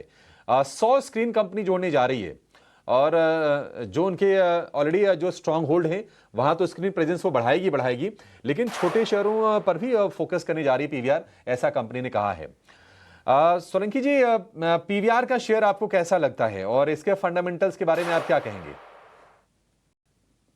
जी, पीवीआर का हमें लॉन्ग टर्म के लिए अच्छा लगता है। इसमें हमारी बाय रिकमेंडेशन भी है और अगर आप नतीजों की भी बात करें तो काफी ठीक ठाक नतीजे आए थे और जो कंपनी के ग्रोथ प्लान्स है कंटेंट को लेकर, तो हमें लगता है कि H2 में थोड़ा सा हमें और भी ज्यादा अच्छी ग्रोथ देखने को मिल सकती है और जो स्ट्रॉन्ग रिकवरी की हमें आशा है कंपनी H2 में लेके आएगी, तो definitely medium to long term के लिए हमारा पास वन ऑफ द पसंदीदा शेयर है।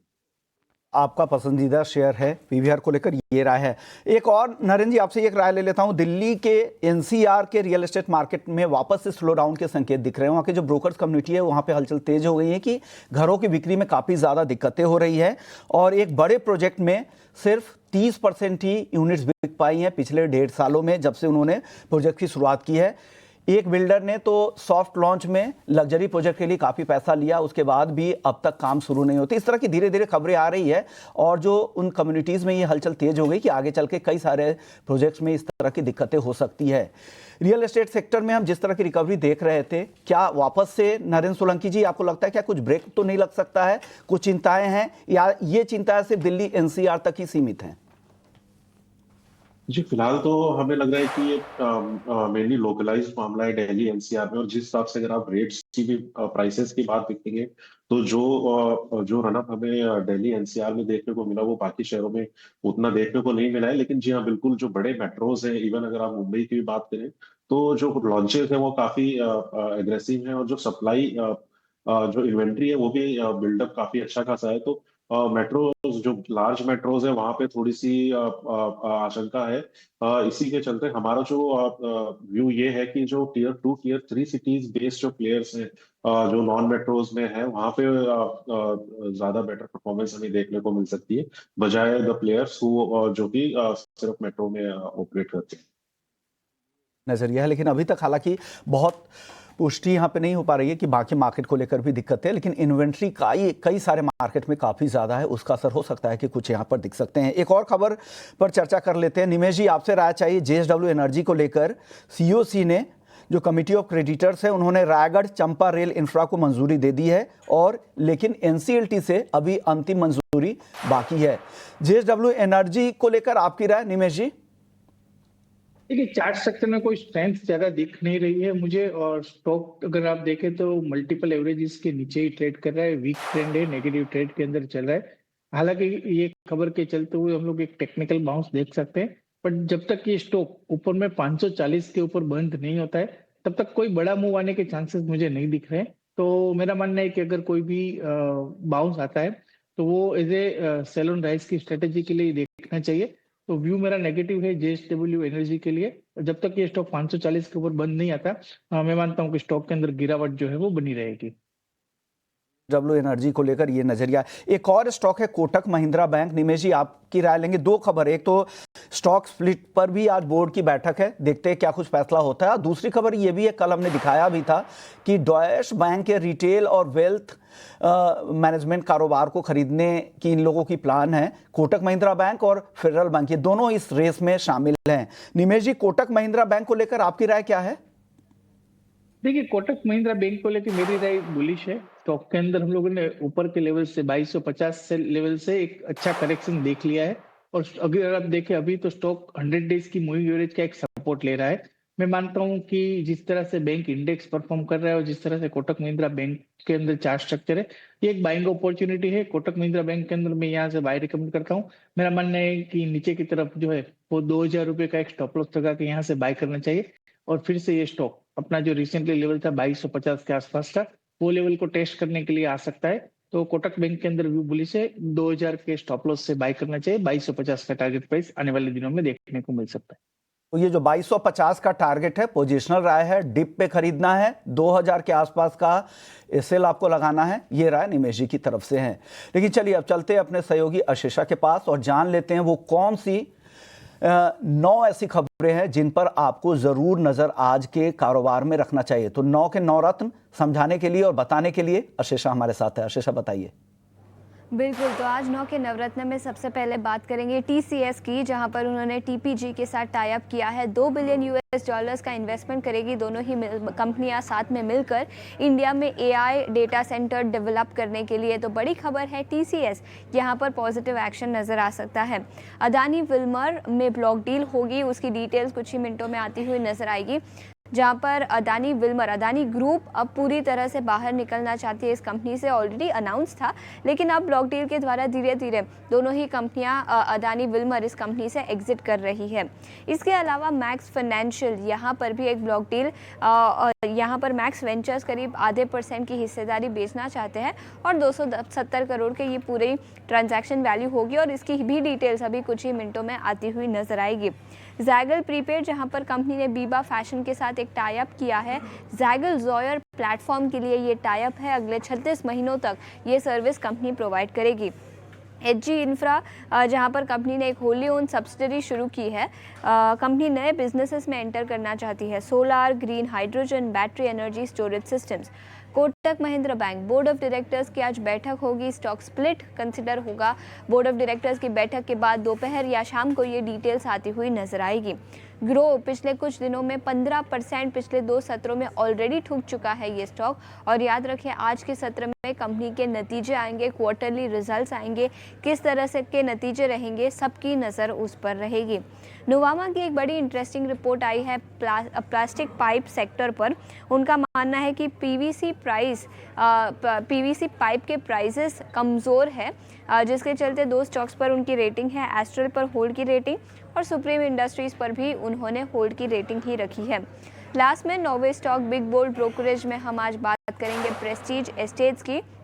यहाँ पर मॉर्गन स्टैनली की रिपोर्ट है, ओवरवेट की स्टांस है, पहले 1900 रुपये प्रति शेयर का लक्ष्य था और अब बढ़ाकर 2000 रुपये प्रति शेयर का लक्ष्य कर दिया है। तो दोनों ही स्टॉक्स मॉर्गन स्टैनली की इस रिपोर्ट के दम पर आज के सत्र में फोकस में रहेंगे। ऑलराइट, शुक्रिया आशीषा ये सारी जानकारी देने के लिए। तो देखिए कई सारे स्टॉक्स हैं जहां पर आज दिखेगा एक्शन, देखते हैं कि मार्केट्स कहां सेटल होते हैं। फिलहाल तो संकेत जो है वो कमज़ोरी के ही दिख रहे हैं।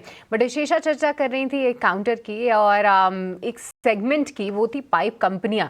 अब आप देखिए 15 नवंबर से लेकर अब तक देखेंगे तो जो पीवीसी प्राइजेज हैं, पीवीसी पाइप प्राइजेज, उसमें जो है लगभग 6% प्रति किलो की गिरावट देख चुके हैं हम।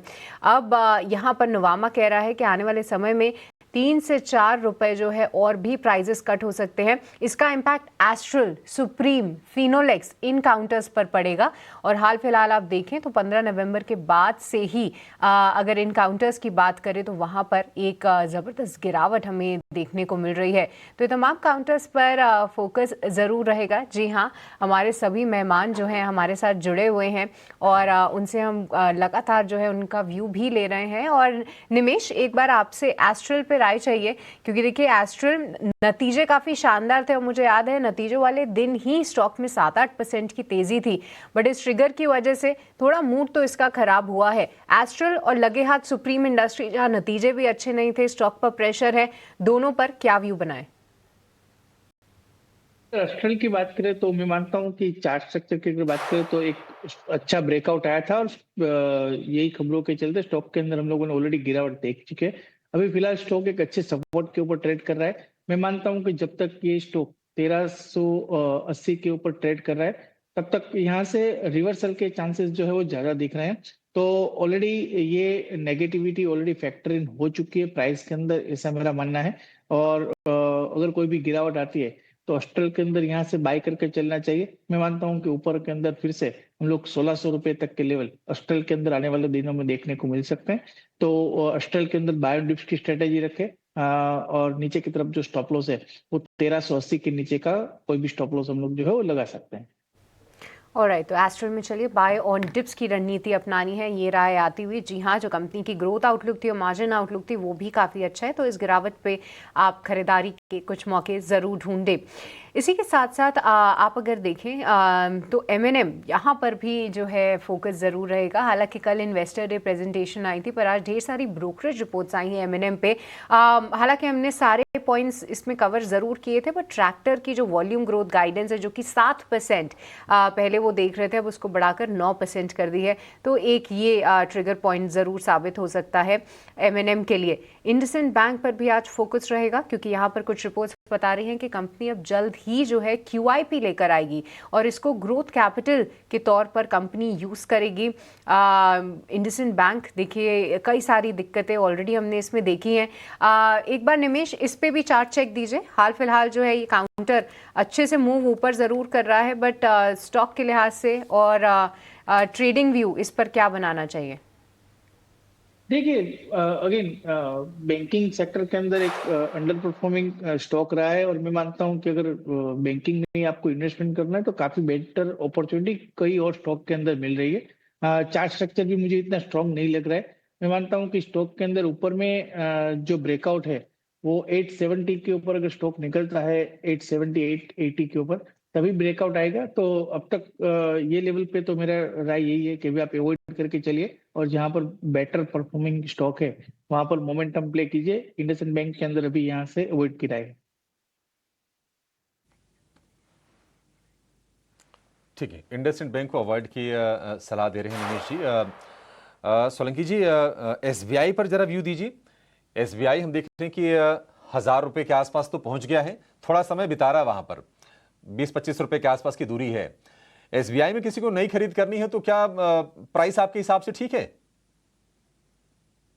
जी बिल्कुल, SBI पे हमारा बाय रिकमेंडेशन है और फिलहाल जो हमारा टारगेट है वो 1100 रुपए के आसपास है, 1104 रुपए। तो उस हिसाब से आप अपना रिस्क रिवार्ड देख के पोजीशन ले सकते हैं, but over medium to long term हमें PSU बैंक प्रीफर्ड है और थोड़ा सा इसमें अभी भी और परफॉर्मेंस इंप्रूवमेंट की गुंजाइश बाकी है और आगे आने वाले 2-3 क्वार्टर में हमें लगता है कि थोड़ा स्टॉक अच्छा परफॉर्म कर सकता है।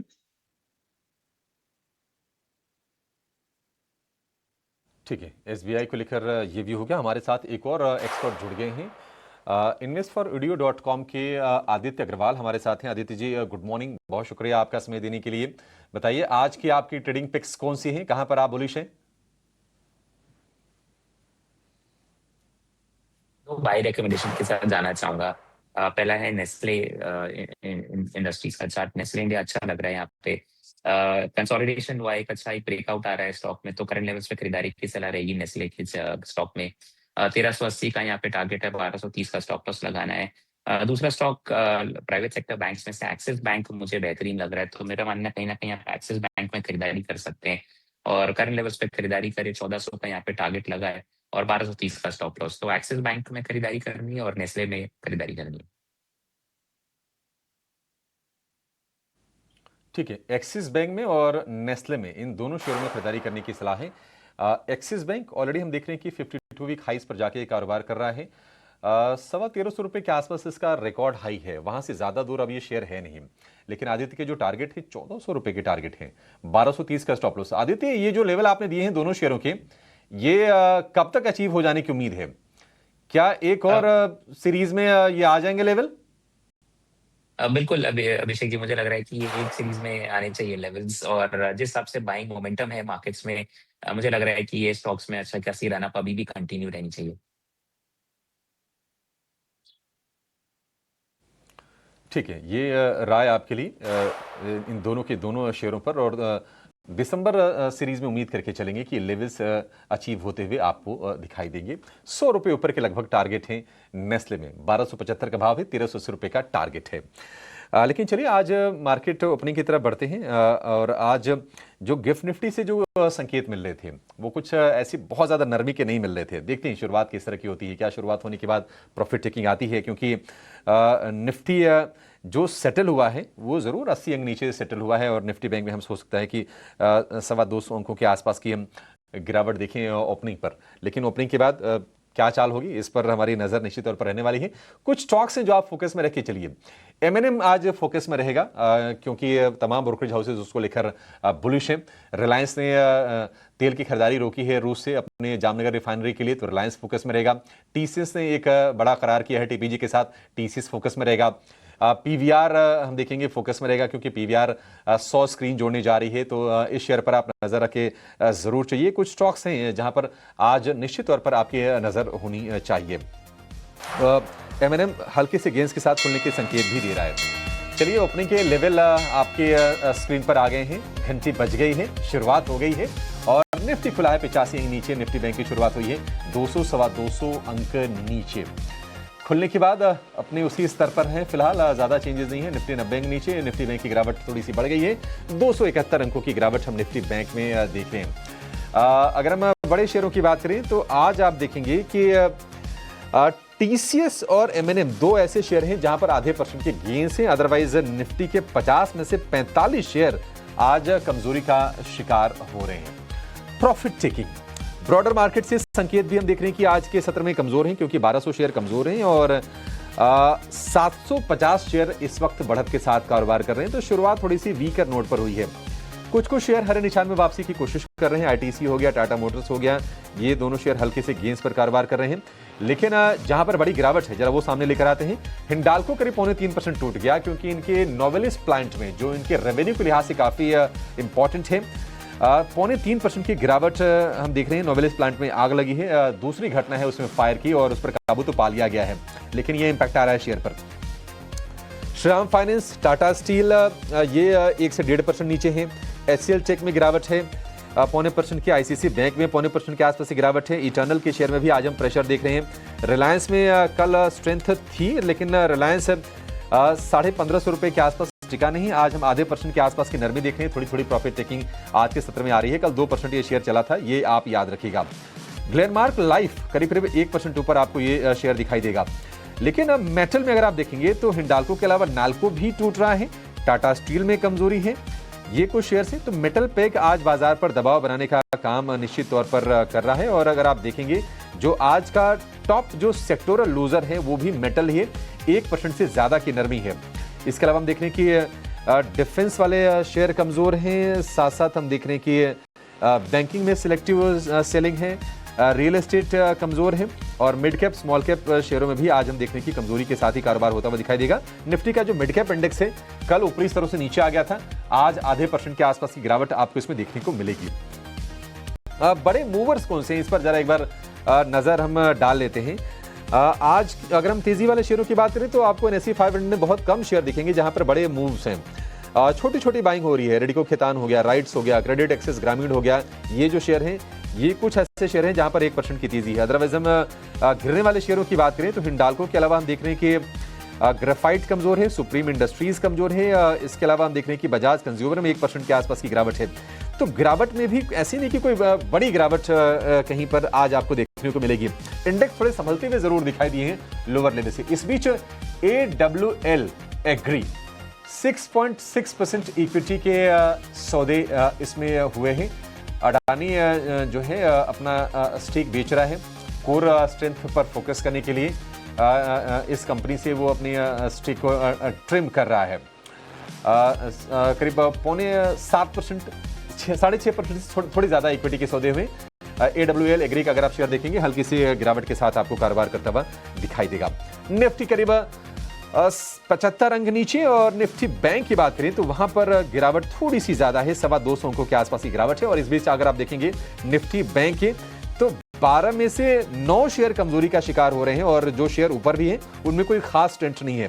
Federal bank, AU small finance bank, IndusInd bank 0.25% के गेंस पर कारोबार कर रहे हैं, लेकिन ICICI बैंक, SBI और HDFC बैंक ये बाजार पर दबाव बनाने का काम कर रहे हैं। HDFC बैंक 1000 रुपए के लेवल को होल्ड करने की कर रहा है कोशिश। लेकिन चलिए अपने एक्सपर्ट्स के पास चलेंगे और उनसे ये जानते हैं कि बाजार में आपके लिए कहां पर बन रहे ओपनिंग ट्रेड में कमाई के शानदार मौके।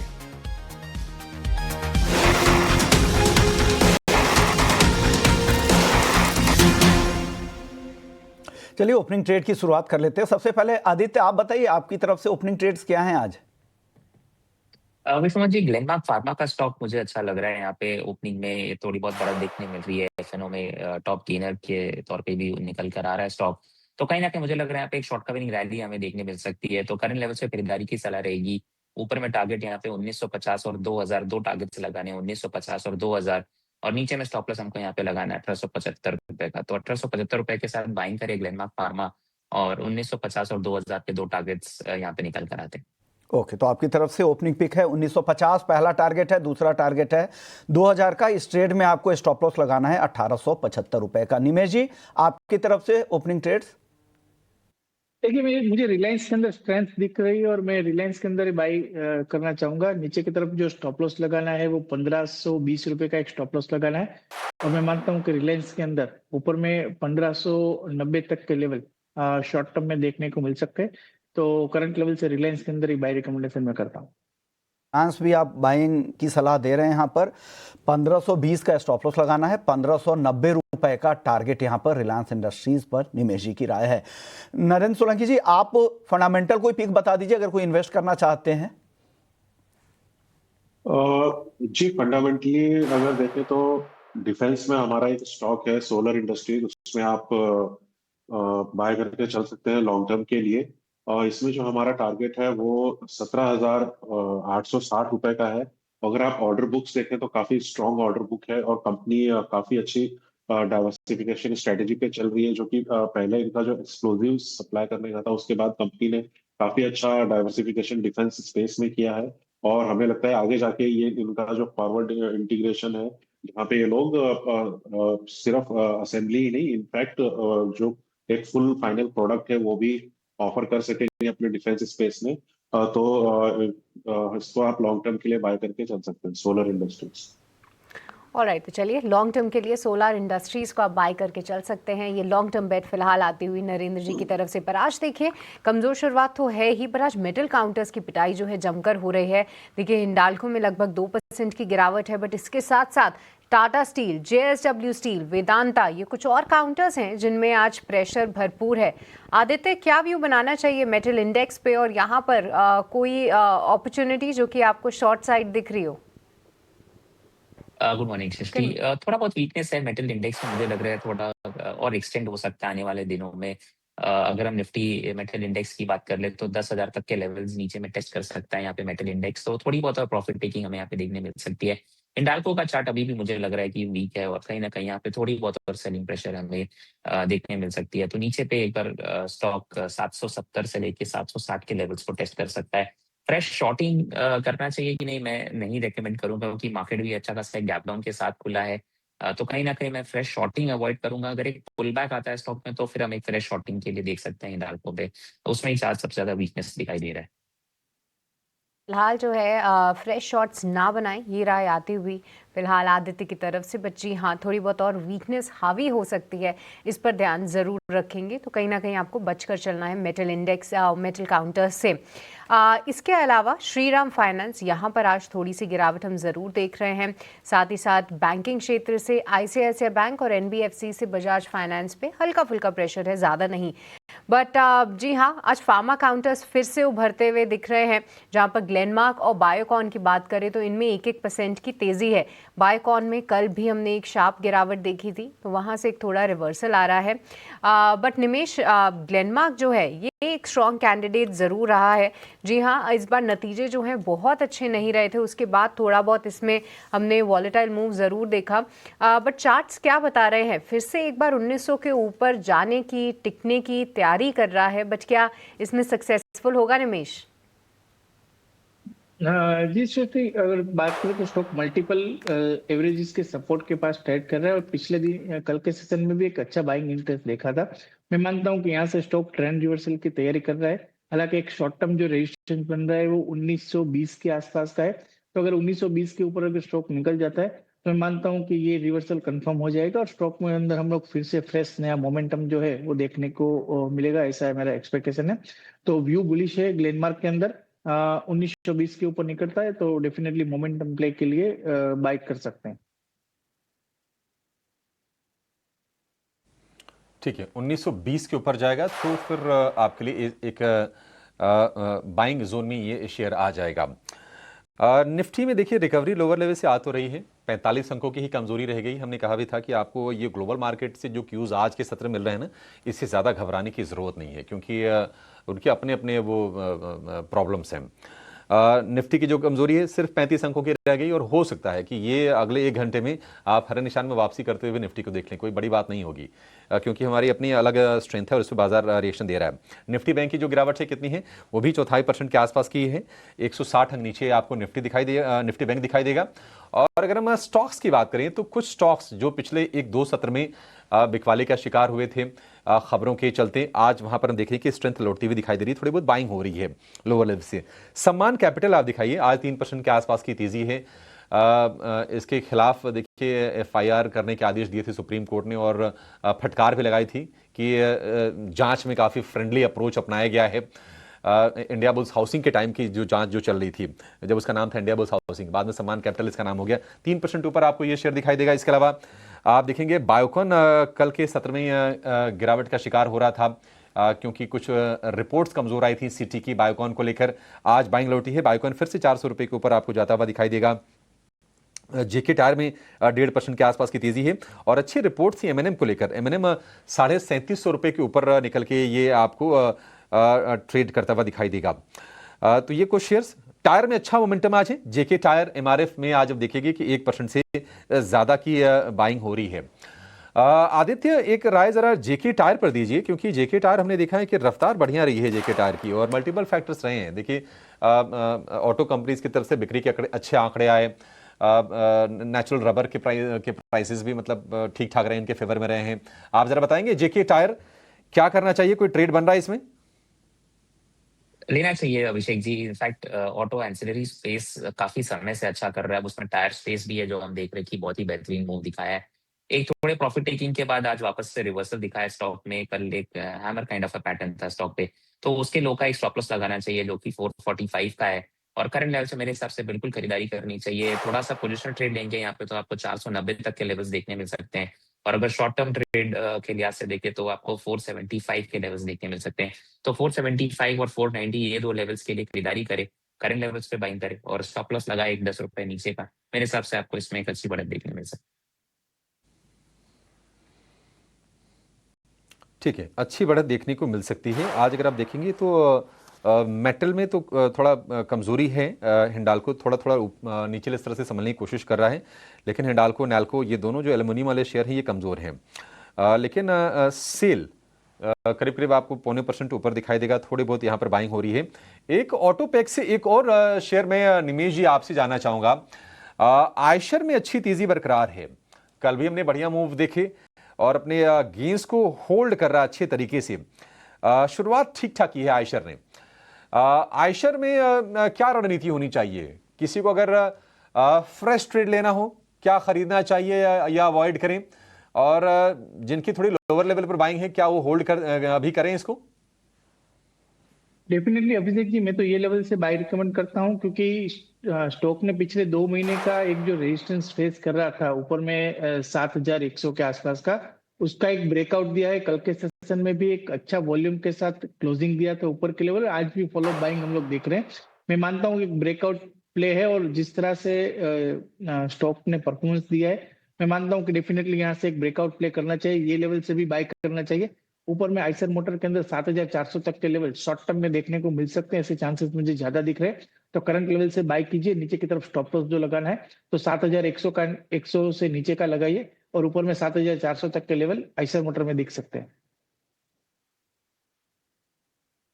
चलिए, तो ये व्यू है आयशर मोटर्स को लेकर। ये स्टॉक, एक स्टॉक और देख लेते हैं जहां पर आज शुरुआती कारोबार में ही गिरावट दिख रही है, वो है बजाज कंज्यूमर का।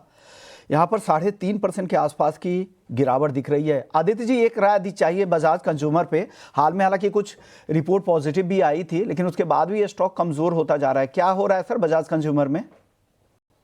थोड़ी बहुत सेलिंग देखने मिल रही है विश्वमोहन जी, इसमें कोई शक नहीं है। और नीचे इमीडिएट सपोर्ट अब इसका 265 के लेवल्स पे है।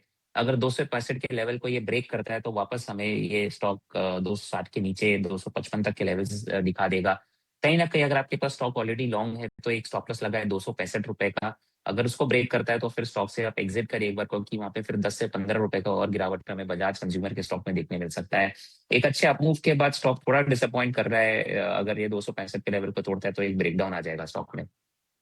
65 के नीचे अगर फिसलता है तो और भी गिरावट बढ़ सकती है, ऐसा आदित्य जी का मानना है। एक स्टॉक है सम्मान कैपिटल। हमने देखा था कि खबरें काफ़ी इसमें हुई थी और आज यहाँ पर थोड़ी रिकवरी की कोशिश ज़रूर हो रही है, लेकिन यहाँ रिकवरी कितनी टिकती है ये भी कहना है, क्योंकि काफ़ी न्यूज़ बेस्ड यहाँ पे एक्शन ज़्यादा दिखता है।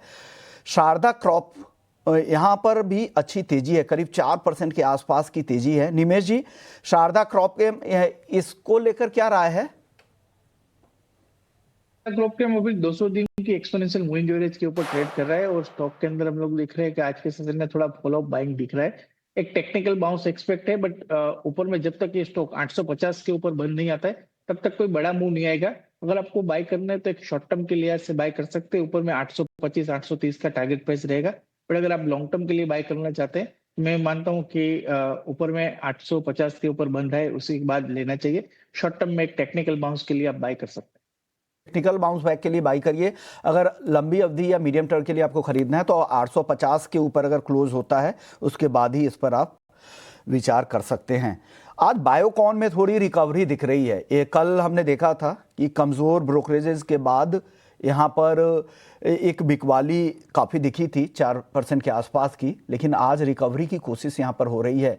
नरेंद्र जी, एक फंडामेंटल राय दीजिए। बायोकॉन, हालांकि आपने बताया था, ये दूसरे किसी और स्टॉक पे चर्चा करते हैं, सोना BLW को लेकर। यहाँ पर भी खरीदारी दिख रही है 1% के आसपास की। सोना BLW पर राय चाहिए एक। आदित्य जी, आपकी सोना BLW को लेकर क्या राय है? सो स्टॉक में हमने एक अच्छी खासी रिकवरी देखी है विश्वमोहन जी, और ये आज भी एक थोड़ी बहुत बाइंग हमें देखने मिल रही है। तो ये स्पेस काफी इंटरेस्टिंग है और ये अंडर परफॉर्म कर रहा था काफी समय से ऑटो एंसिलरी स्पेस में। तो बिल्कुल अगर आपके पास स्टॉक है तो बने रहे। फ्रेश एंट्री के मौके अगर आप देख रहे हैं तो करंट लेवल से भी खरीदारी की सलाह दूंगा मैं। 510 और 500 का एक अच्छा सपोर्ट है, तो 510 के नीचे का एक स्टॉप लॉस लगा है और आने वाले दिनों में इसमें आपको 550 के लेवल्स देखने मिल सकते हैं। तो सोना BLW डेफिनेटली अच्छा लग रहा है और खरीदारी कर सकते हैं फ्रेश करंट लेवल्स पे। और 550 के टारगेट्स लगा और 510 के नीचे का एक स्टॉप लॉस। ऑलराइट, तो चलिए सोना BLW यहाँ पर रखेंगे नज़र। खरीदारी के मौके यहाँ पर आप ढूंढ सकते हैं। बट इस बीच डायग्नोस्टिक स्पेस से थायरोकेयर, ये कंपनी और ये स्टॉक जो है काफ़ी अच्छा प्रदर्शन कर रहा है। ऐसे बाज़ार में भी देखिए लगभग 3-4% की तेज़ी आप देख सकते हैं और इस कंपनी ने काफ़ी अच्छा टर्न अराउंड जो है दिखाया है। आप देखिए मिस्टर A वेलुमनी ने यहाँ से जब एग्जिट लिया उसके बाद जो नए यहाँ पर कार्यभार इन्होंने संभाला और साथ ही साथ जो मैनेजमेंट को हेड कर रहे हैं राहुल गुआ, उन्होंने कहीं ना कहीं टर्न अराउंड ज़रूर दिखाया है, क्योंकि पूरे डायग्नोस्टिक स्पेस में कंपटीशन बहुत था, प्राइसिंग के प्रेशर्स बहुत थे।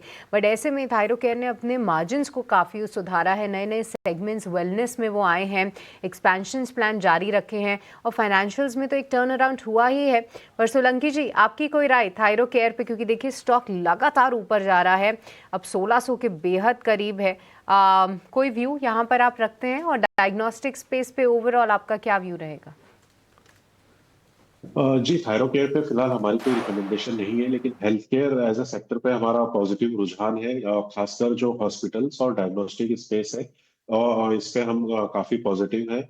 और अगर आप स्टॉक्स की बात करें तो हमारा जो प्रिफर्ड पिक है वो है फोर्टिस हेल्थ केयर, बिकॉज ये आपको दोनों में एक्सपोजर प्रदान करता है, hospitals as well as diagnostic space बहुत, और अगर आप इनके कैपेसिटी एडिशन भी देखेंगे तो काफी एग्रेसिव है, और काफी सारी कैपेसिटीज अब इस साल स्टार्टिंग H2 से ऑनलाइन भी होगी, जिससे ऑपरेटिंग लेवरेज भी इम्प्रूव होगा स्टॉक का। तो हमारी प्रिफर्ड पिक फोर्टिस हेल्थकेयर है इस स्पेस में।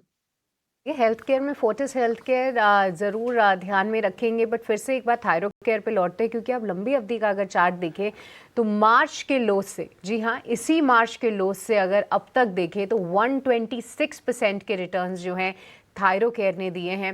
देखिए ऐसे बाजार में भी जहाँ पर पिछले पूरे साल में निफ्टी में कुछ इंटरेस्टिंग मूव्स नहीं आए हैं, बट जी हाँ थायरो केयर उसमें किस तरीके से ऑलमोस्ट पैसा डबल होने वाली बात है यहाँ पर। बट आदित्य, अभी फिलहाल क्या व्यू बनाना चाहिए, क्योंकि एक तरफा जो हमने रैली देखी है, क्या चार्ट्स बता रहे हैं कि अब थोड़ा सा ओवरबॉट टेरिटरी में है ये काउंटर? सृष्टि, थोड़ा ओवरबॉट जरूर है, मैं कहूंगा। उस लिहाज से अगर देखें तो शॉर्ट टर्म में थोड़ा जायरेशन, थोड़ा वॉलेटिलिटी हमें स्टॉक में देखने मिल सकती है। 5 से 6% का करेक्शन भी मैं रूल आउट नहीं करूंगा स्टॉक में। बट ओवरऑल अगर थोड़ी लंबे समय के लिए अगर आप स्टॉक में बने रहना चाहते हैं और आप एक अच्छा विकल्प ढूंढ रहे हैं स्पेस में, तो डेफिनेटली मुझे लग रहा है करेक्शन में आपको स्टॉक ऐड करना चाहिए। नीचे 1500 से लेके 1450 के अच्छे सपोर्ट्स है यहाँ पे, और अगर आपको वो लेवल्स पे स्टॉक मिलता है तो डेफिनेटली आप ऐड करें पोर्टफोलियो में इसको। और आने वाले दिनों में आपको इसमें 1800 के लेवल्स देखने मिल सकते हैं, तो बाय ऑन डिप की सलाह रहेगी थायरो केयर में। और आपके पास है ऑलरेडी तो थोड़ा प्रॉफिट बुकिंग कर सकते हैं, और करेक्शन में और आप ऐड कर सकते हैं स्टॉक को।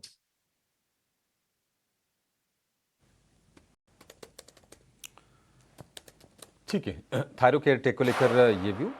जिन शेयरों की पिटाई हुई थी ना, वो थोड़ी बहुत रिकवरी दिखा रहे हैं, ये एक अच्छा साइन है। केईसी इंटरनेशनल हमने देखा था कि जब पावर ग्रिड से उनको 9 महीने के लिए टेंडर से बैन किया गया तो शेयर टूटा था। आज 1% ये संभला है। तो केईसी, इसके अलावा बायोकॉन, इसके अलावा सम्मान कैपिटल, कुछ ऐसे शेयर हैं जहां पर थोड़ी थोड़ी सी बाइंग आ रही है। थोड़ा सा स्थिर हो जाने देते हैं, थोड़ा शेयर अगर ये चल जाते हैं तो इस पर हम व्यू ज़रूर अपने एक्सपर्ट से लेंगे। लेकिन आज के सत्र में ना, मतलब देखिए, बड़े मूवर्स नहीं है बाजार में, ऐसी कोई बिकवाली और कमजोरी वाला माहौल नहीं है। ये ज़रूर है कि कंसोलिडेशन आप साफ तौर पर आज के सत्र में देखेंगे। और निफ्टी भी अगर आप देखेंगे तो अब ये जो शुरुआती गिरावट थी 80-90 अंकों के आसपास की, वहां से अब ये 40-45 अंकों के आसपास की ही रह गई है। चढ़ने वाले शेयरों की संख्या धीरे धीरे बढ़ रही है। 850 शेयर मजबूत इस वक्त हैं। हालांकि इससे डबल शेयर अभी भी कमजोरी के साथ कर रहे हैं कारोबार, तो ब्रॉडर मार्केट में आपको थोड़ा पेन दिखाई देगा। L&T पर एक व्यू चाहिए आदित्य आपसे। आधे % के आसपास की तेजी, एक स्ट्रांग काउंटर, कैसा लग रहा है आपको ये, और क्या इसमें कोई ट्रेड बन रहा है? बिल्कुल, बहुत ही स्ट्रॉन्ग अपमूव स्टॉक ने रिसेंटली दिखाया है अभिषेक जी। अगर ट्रेडिंग के लिहाज से बोलूं तो मुझे लग रहा है थोड़ा लिमिटेड अपसाइड है यहाँ पे। करंट लेवल्स पे खरीदारी करेंगे तो 4100 तक का ही टारगेट्स मेरे को निकल कर आ रहा है सामने। अगर आप इसको पोजिशनल बेट के हिसाब से देखना चाहते हैं तो डेफिनेटली मुझे लग रहा है आपको खरीदना चाहिए और खरीद के रखना चाहिए, क्योंकि थोड़ा समय लग जाएगा स्टॉक अब ऊपर के लेवल्स को टेस्ट करने के लिए।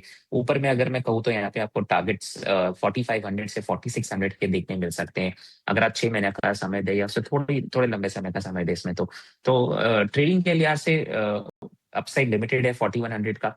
अगर आप पोजिशनल बेट लेना चाहते हैं तो डेफिनेटली करंट लेवल्स पे ऐड करें, और डिक्लाइंस अगर आपको देखने मिलता है 3900 तक या 3800 तक, तो उसमें और ऐड करें।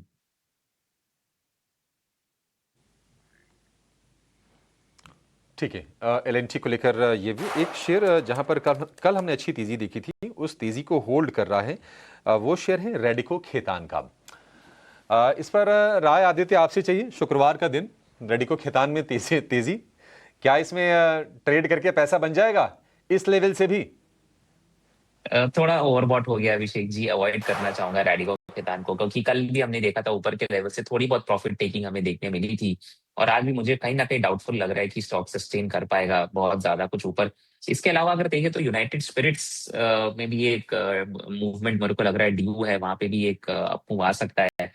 नीचे के लेवल्स पे अगर हम देखें तो 1400 से लेके 1390 का अच्छा सपोर्ट है, और ऊपर में कहीं ना कहीं मुझे लग रहा है एक बार ये 1500 के लेवल को टेस्ट कर सकता है स्टॉक। तो रिस्क टू रिवॉर्ड के लिहाज से मुझे यूनाइटेड स्पिरिट्स थोड़ा बेहतर लग रहा है compare to Radico Khaitan current levels पे।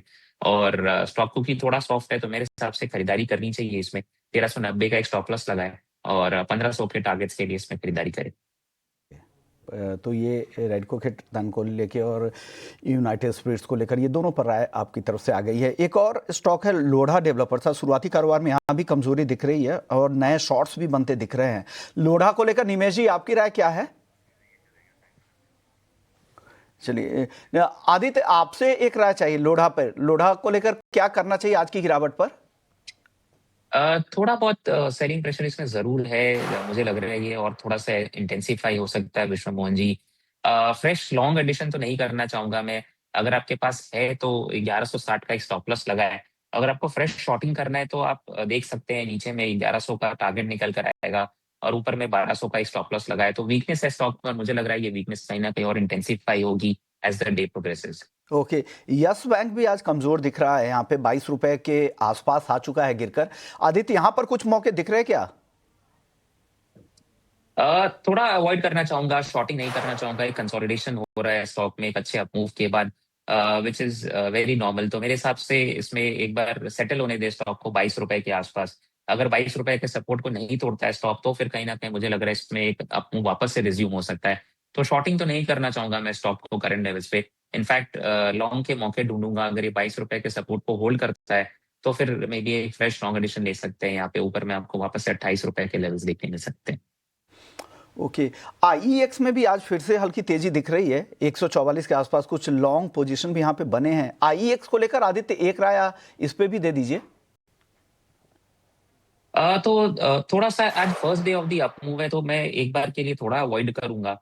वेट एंड वॉच करना चाहूंगा इसमें कि एग्जैक्टली क्या हो रहा है स्टॉक में। अगर सस्टेन करता है तो फिर मैं इसमें और आगे जाके लंबे समय के लिए थोड़ा सा बने रहूंगा, क्योंकि आज फर्स्ट मूव है तो थोड़ा इसको मैं अवॉइड करना ही प्रेफर करूंगा। कल एक अपमूव आया था इसमें और आज फॉलो थ्रू देखते हैं कितना सस्टेन करता है। ऊपर में 150 का बहुत ही मेजर रेजिस्टेंस है स्टॉक में, तो जब तक कि उसको क्रॉस नहीं करता है मैं स्टॉक को एक बार के लिए अवॉइड करना चाहूंगा। ऑलराइट, चलिए आईईएक्स फिलहाल अवॉइड की कैटेगरी में आदित्य ने इसको डाला है, पर इस पे रखेंगे नज़र। पर अब बात कर लेते हैं आईटी दिग्गज टीसीएस की, क्योंकि देखिए डेटा सेंटर में जब कंपनी ने अपने डेटा सेंटर में उतरने के प्लान्स सामने रखे थे क्वार्टरली अर्निंग्स के आसपास, पर अब जो है उन्होंने टीपीजी से करार किया है। इसके लिए क्या मायने हैं इसके, कितनी बड़ी डील है ये और टीसीएस को इससे क्या फ़ायदा होगा, ये पूरी जानकारी समझने के लिए चलते हैं हमारी सहयोगी आशीषा के पास। आशीषा, बताइए क्या है पूरी खबर? बिल्कुल, टीसीएस पर आज एक बड़ी खबर निकल कर आई है, जहां पर टीपीजी ग्रुप के साथ उन्होंने टाई अप किया है और इस जॉइंट वेंचर और एग्रीमेंट के द्वारा दोनों ही कंपनियां इंडिया में AI data centre business develop कर सकती है। $2 बिलियन का टोटल इन्वेस्टमेंट होगा। दोनों ही कंपनियों का 51-49 का रेशियो है। करीब 18,000 करोड़ का इन्वेस्टमेंट दोनों ही कंपनियां क्यूमुलेटिवली इंडिया में अगले कुछ सालों में इन्वेस्ट करती हुई नजर आएगी। ब्रोकरेज हाउसेस का मानना है कि हाँ, ये पॉजिटिव खबर तो है। कंपनी टीसीएस की बात करें तो पहले से ही उन्हें एआई डेटा सेंटर में वेंचर करने की बात की थी, लेकिन अभी एक ग्लोबल पार्टनर के साथ टाई अप किया है। उनका कंफर्मेशन और वैलिडेशन आ गया है, जिसके चलते अब ये रोड मैप अभी भी ज़्यादा क्लियर नज़र आ रहा है टीसीएस के लिए। मॉर्गन स्टैनली की रिपोर्ट आई है, ओवरवेट की रेटिंग अभी भी बरकरार रखी है। 3,430 रुपये प्रति शेयर का लक्ष्य दिया है। उनका मानना है कि ग्लोबल पार्टनरशिप करना एक बड़ी अपॉर्चुनिटी रहेगी कंपनी के लिए। ऑलरेडी उन्होंने अनाउंस किया था 6 से 7 बिलियन डॉलर का कैपेक्स एआई डेटा सेंटर में, और अभी $2 बिलियन करेगी और बाकी का gradually over a period of time भी कंपनी इसमें डेवलप करती हुई नजर आएगी। ऑप्टिमल डेट और इक्विटी के मिक्स के द्वारा ये फंड किया जाएगा। फंडिंग की बात करें तो मैनेजमेंट से भी कुछ क्लैरिफिकेशन आएगा, लेकिन अभी के लिए काफ़ी अच्छी अपॉर्चुनिटी है। ग्लोबल कंपनी के साथ ये टाई अप है। AI data centre business 1 gigawatt की कैपेसिटी की फैसिलिटी दोनों ही कंपनियां मिलकर इंडिया में इन्वेस्ट करेगी। तो बड़ी खबर जिसके चलते टीसीएस पर आज नज़र है सबकी। ऑलराइट, बहुत बहुत शुक्रिया आशीषा ये पूरी जानकारी के लिए। तो जी हाँ, टीसीएस के लिए एक बड़ी खबर ज़रूर, जहाँ पर कंपनी जो है डेटा सेंटर में अब टीपीजी के साथ उतर रही है और बड़े प्लान्स सामने ज़रूर आते हुए दिख रहे हैं। टीसीएस में फ़िलहाल आधे % की तेज़ी है, थोड़ा बहुत उत्साह तो ज़रूर है। मॉर्गन स्टैनली का भी मानना है कि नियर टर्म में थोड़ी पॉजिटिव न्यूज़ फ्लो ज़रूर रह सकती है, बट अब लंबी अवधि में एग्जीक्यूशन किस तरीके से होता है, क्या नए और पार्टनर्स लाते हैं या नहीं, इस पर जो है इनका ध्यान ज़रूर रहेगा। पर एक बार शारदा क्रॉप केम की भी बात कर लेते हैं, क्योंकि देखिए कल जो खबर आई थी उसमें ये साफ ज़रूर था कि कंपनी ने अपनी FY26 की ग्रोथ गाइडेंस को बढ़ा दिया है। अब 18 से 20% की ग्रोथ देख रहे हैं बजाय 15 से 18% के जो उन्होंने पहले गाइड किया था। और अब आप देखिए स्टॉक में लगभग 4% की तेजी आप आज के सत्र में देखेंगे। इसी के साथ साथ टायर काउंटर्स में आज फिर से एक्शन है। जेके टायर्स देख लीजिए लगभग 2% की तेजी यहाँ पर, और साथ ही साथ सीएट, एमआरएफ, ये कुछ और काउंटर्स हैं जो कि अच्छे मूव्स दिखा रहे हैं। और बालाकृष्ण इंडस्ट्रीज भी नंबर्स इतने कुछ खास नहीं थे क्योंकि देखिए इनके यूरोपियन और एक्सपोर्ट्स बिजनेस में जो आउटलुक है अभी भी काफ़ी कमज़ोर है, बट अब वो काउंटर भी थोड़ा बहुत रीबाउंड ज़रूर कर रहा है। एक बार आते क्विकली टायर काउंटर्स पे आपका कोई व्यू? सो जेके टायर अच्छा लग रहा है यहाँ पे सृष्टि, मेरे हिसाब से कंटिन्यू होना चाहिए। आप मूव यहाँ पे हायर हाइज हायर लोज बना रहा है। तो करंट लेवल्स पे जैसे कि मैंने कहा खरीदारी करके चलनी चाहिए जेके टायर्स में। और ऊपर पे आपको यहाँ पे टारगेट्स 500 तक के देखने मिल सकते हैं, और नीचे हमको स्टॉप लॉस 450 का लगाना है। तो 450 के स्टॉप लॉस के साथ खरीदारी करें 500 के टारगेट्स के लिए। इसके अलावा अपोलो टायर्स भी है जो कि एक अच्छा कंसोलिडेशन कर रहा है, और कहीं ना कहीं मुझे लग रहा है कि यहाँ पे अप मूव आ सकता है। तो करंट लेवल्स पे अपोलो टायर्स पे भी फोकस कर सकते हैं, और 550 के यहाँ पे टारगेट्स निकल कर आएंगे अपोलो टायर्स, और नीचे स्टॉप लॉस 510 रुपए का लगाएं।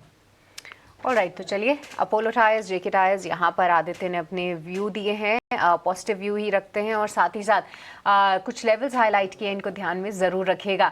पर अब स्पार्क की बात करते हैं क्योंकि देखिए कल एक खबर, पॉजिटिव खबर और एक बड़ी खबर स्पार्क की तरफ से ज़रूर आई थी, जहाँ पर कंपनी ने क्योंकि स्पार्क देखिए सन फार्मा एडवांस रिसर्च कंपनी, कुछ ड्रग्स पर जो है वो रिसर्च करती हैं कंपनियाँ, और उसके लिए जो है उनको एजेंसीज़ को अपने पूरे रिजल्ट्स जो हैं वो फाइल करने पड़ते हैं, सबमिट करने पड़ते हैं। अब उसमें कई बार रिस्पॉन्स अच्छा आता है, कई बार रिस्पॉन्स खराब आता है, और उसके चलते जो है इन कंपनीज के आने वाले फाइनेंशियल्स और रेवेन्यूज़ की जो ट्रेजेक्ट्री है वो डिफाइन होती है। अब स्पार्क की तरफ से जो कल खबर आई थी, उनका कहना था कि कंप्लीट रिस्पॉन्स लेटर जो है उन्होंने एफडीए को अपनी एक नई ड्रग जो कि ऑप्थेल्मिक के लिए होगी, देखिए सन फार्मा लगातार जो है स्पेस में काम कर रहा है, एक नोवेल ऑप्थेल्मिक सस्पेंशन के लिए उन्होंने सबमिट किया है। अब देखिए ये रीसबमिशन है क्योंकि आपको याद होगा स्पार्क का शेयर ऑलमोस्ट आधा हो चुका था इनकी यही ड्रग का जो उनको अलग से रिस्पॉन्स आया था।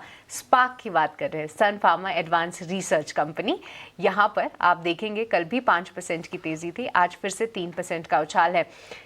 बट आदित्य एक बार क्विकली आपसे ही चार्ट चेक लेंगे क्योंकि आप आज का मूव देखें तो फिर से 3% की तेज़ी कैसे देख रहे हैं आप? सृष्टि कंटिन्यू हो सकता है, इसमें कोई शक नहीं है, लेकिन प्योरली ट्रेडिंग बैठ के जैसे इसको यूज करना चाहिए। थोड़ा रिस्की ट्रेड है क्योंकि हमने देखा है बहुत बड़ी गिरावट आई थी स्टॉक में, उसके बाद एक कंसोलिडेशन के बाद 2 दिन back to back up move आ रहा है, रेजिस्टेंस को निकाल के ट्रेड कर रहा है स्टॉक 140 का, इसमें कोई शक नहीं है। तो उस हिसाब से एक अप मूव तो डेफिनेटली मुझे लग रहा है यहाँ पे आ सकता है।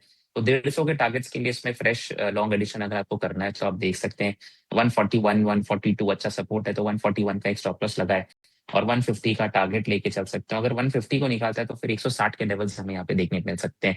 तो थोड़ा सा वॉचफुल रहे, रिस्की ट्रेड है, अगर आप खरीदारी कर रहे हैं तो लेवल्स को थोड़ा सा मॉनिटर करें। 150 और 160 2 टारगेट्स है, और नीचे स्टॉप लॉस 141 का लगाना है हमको।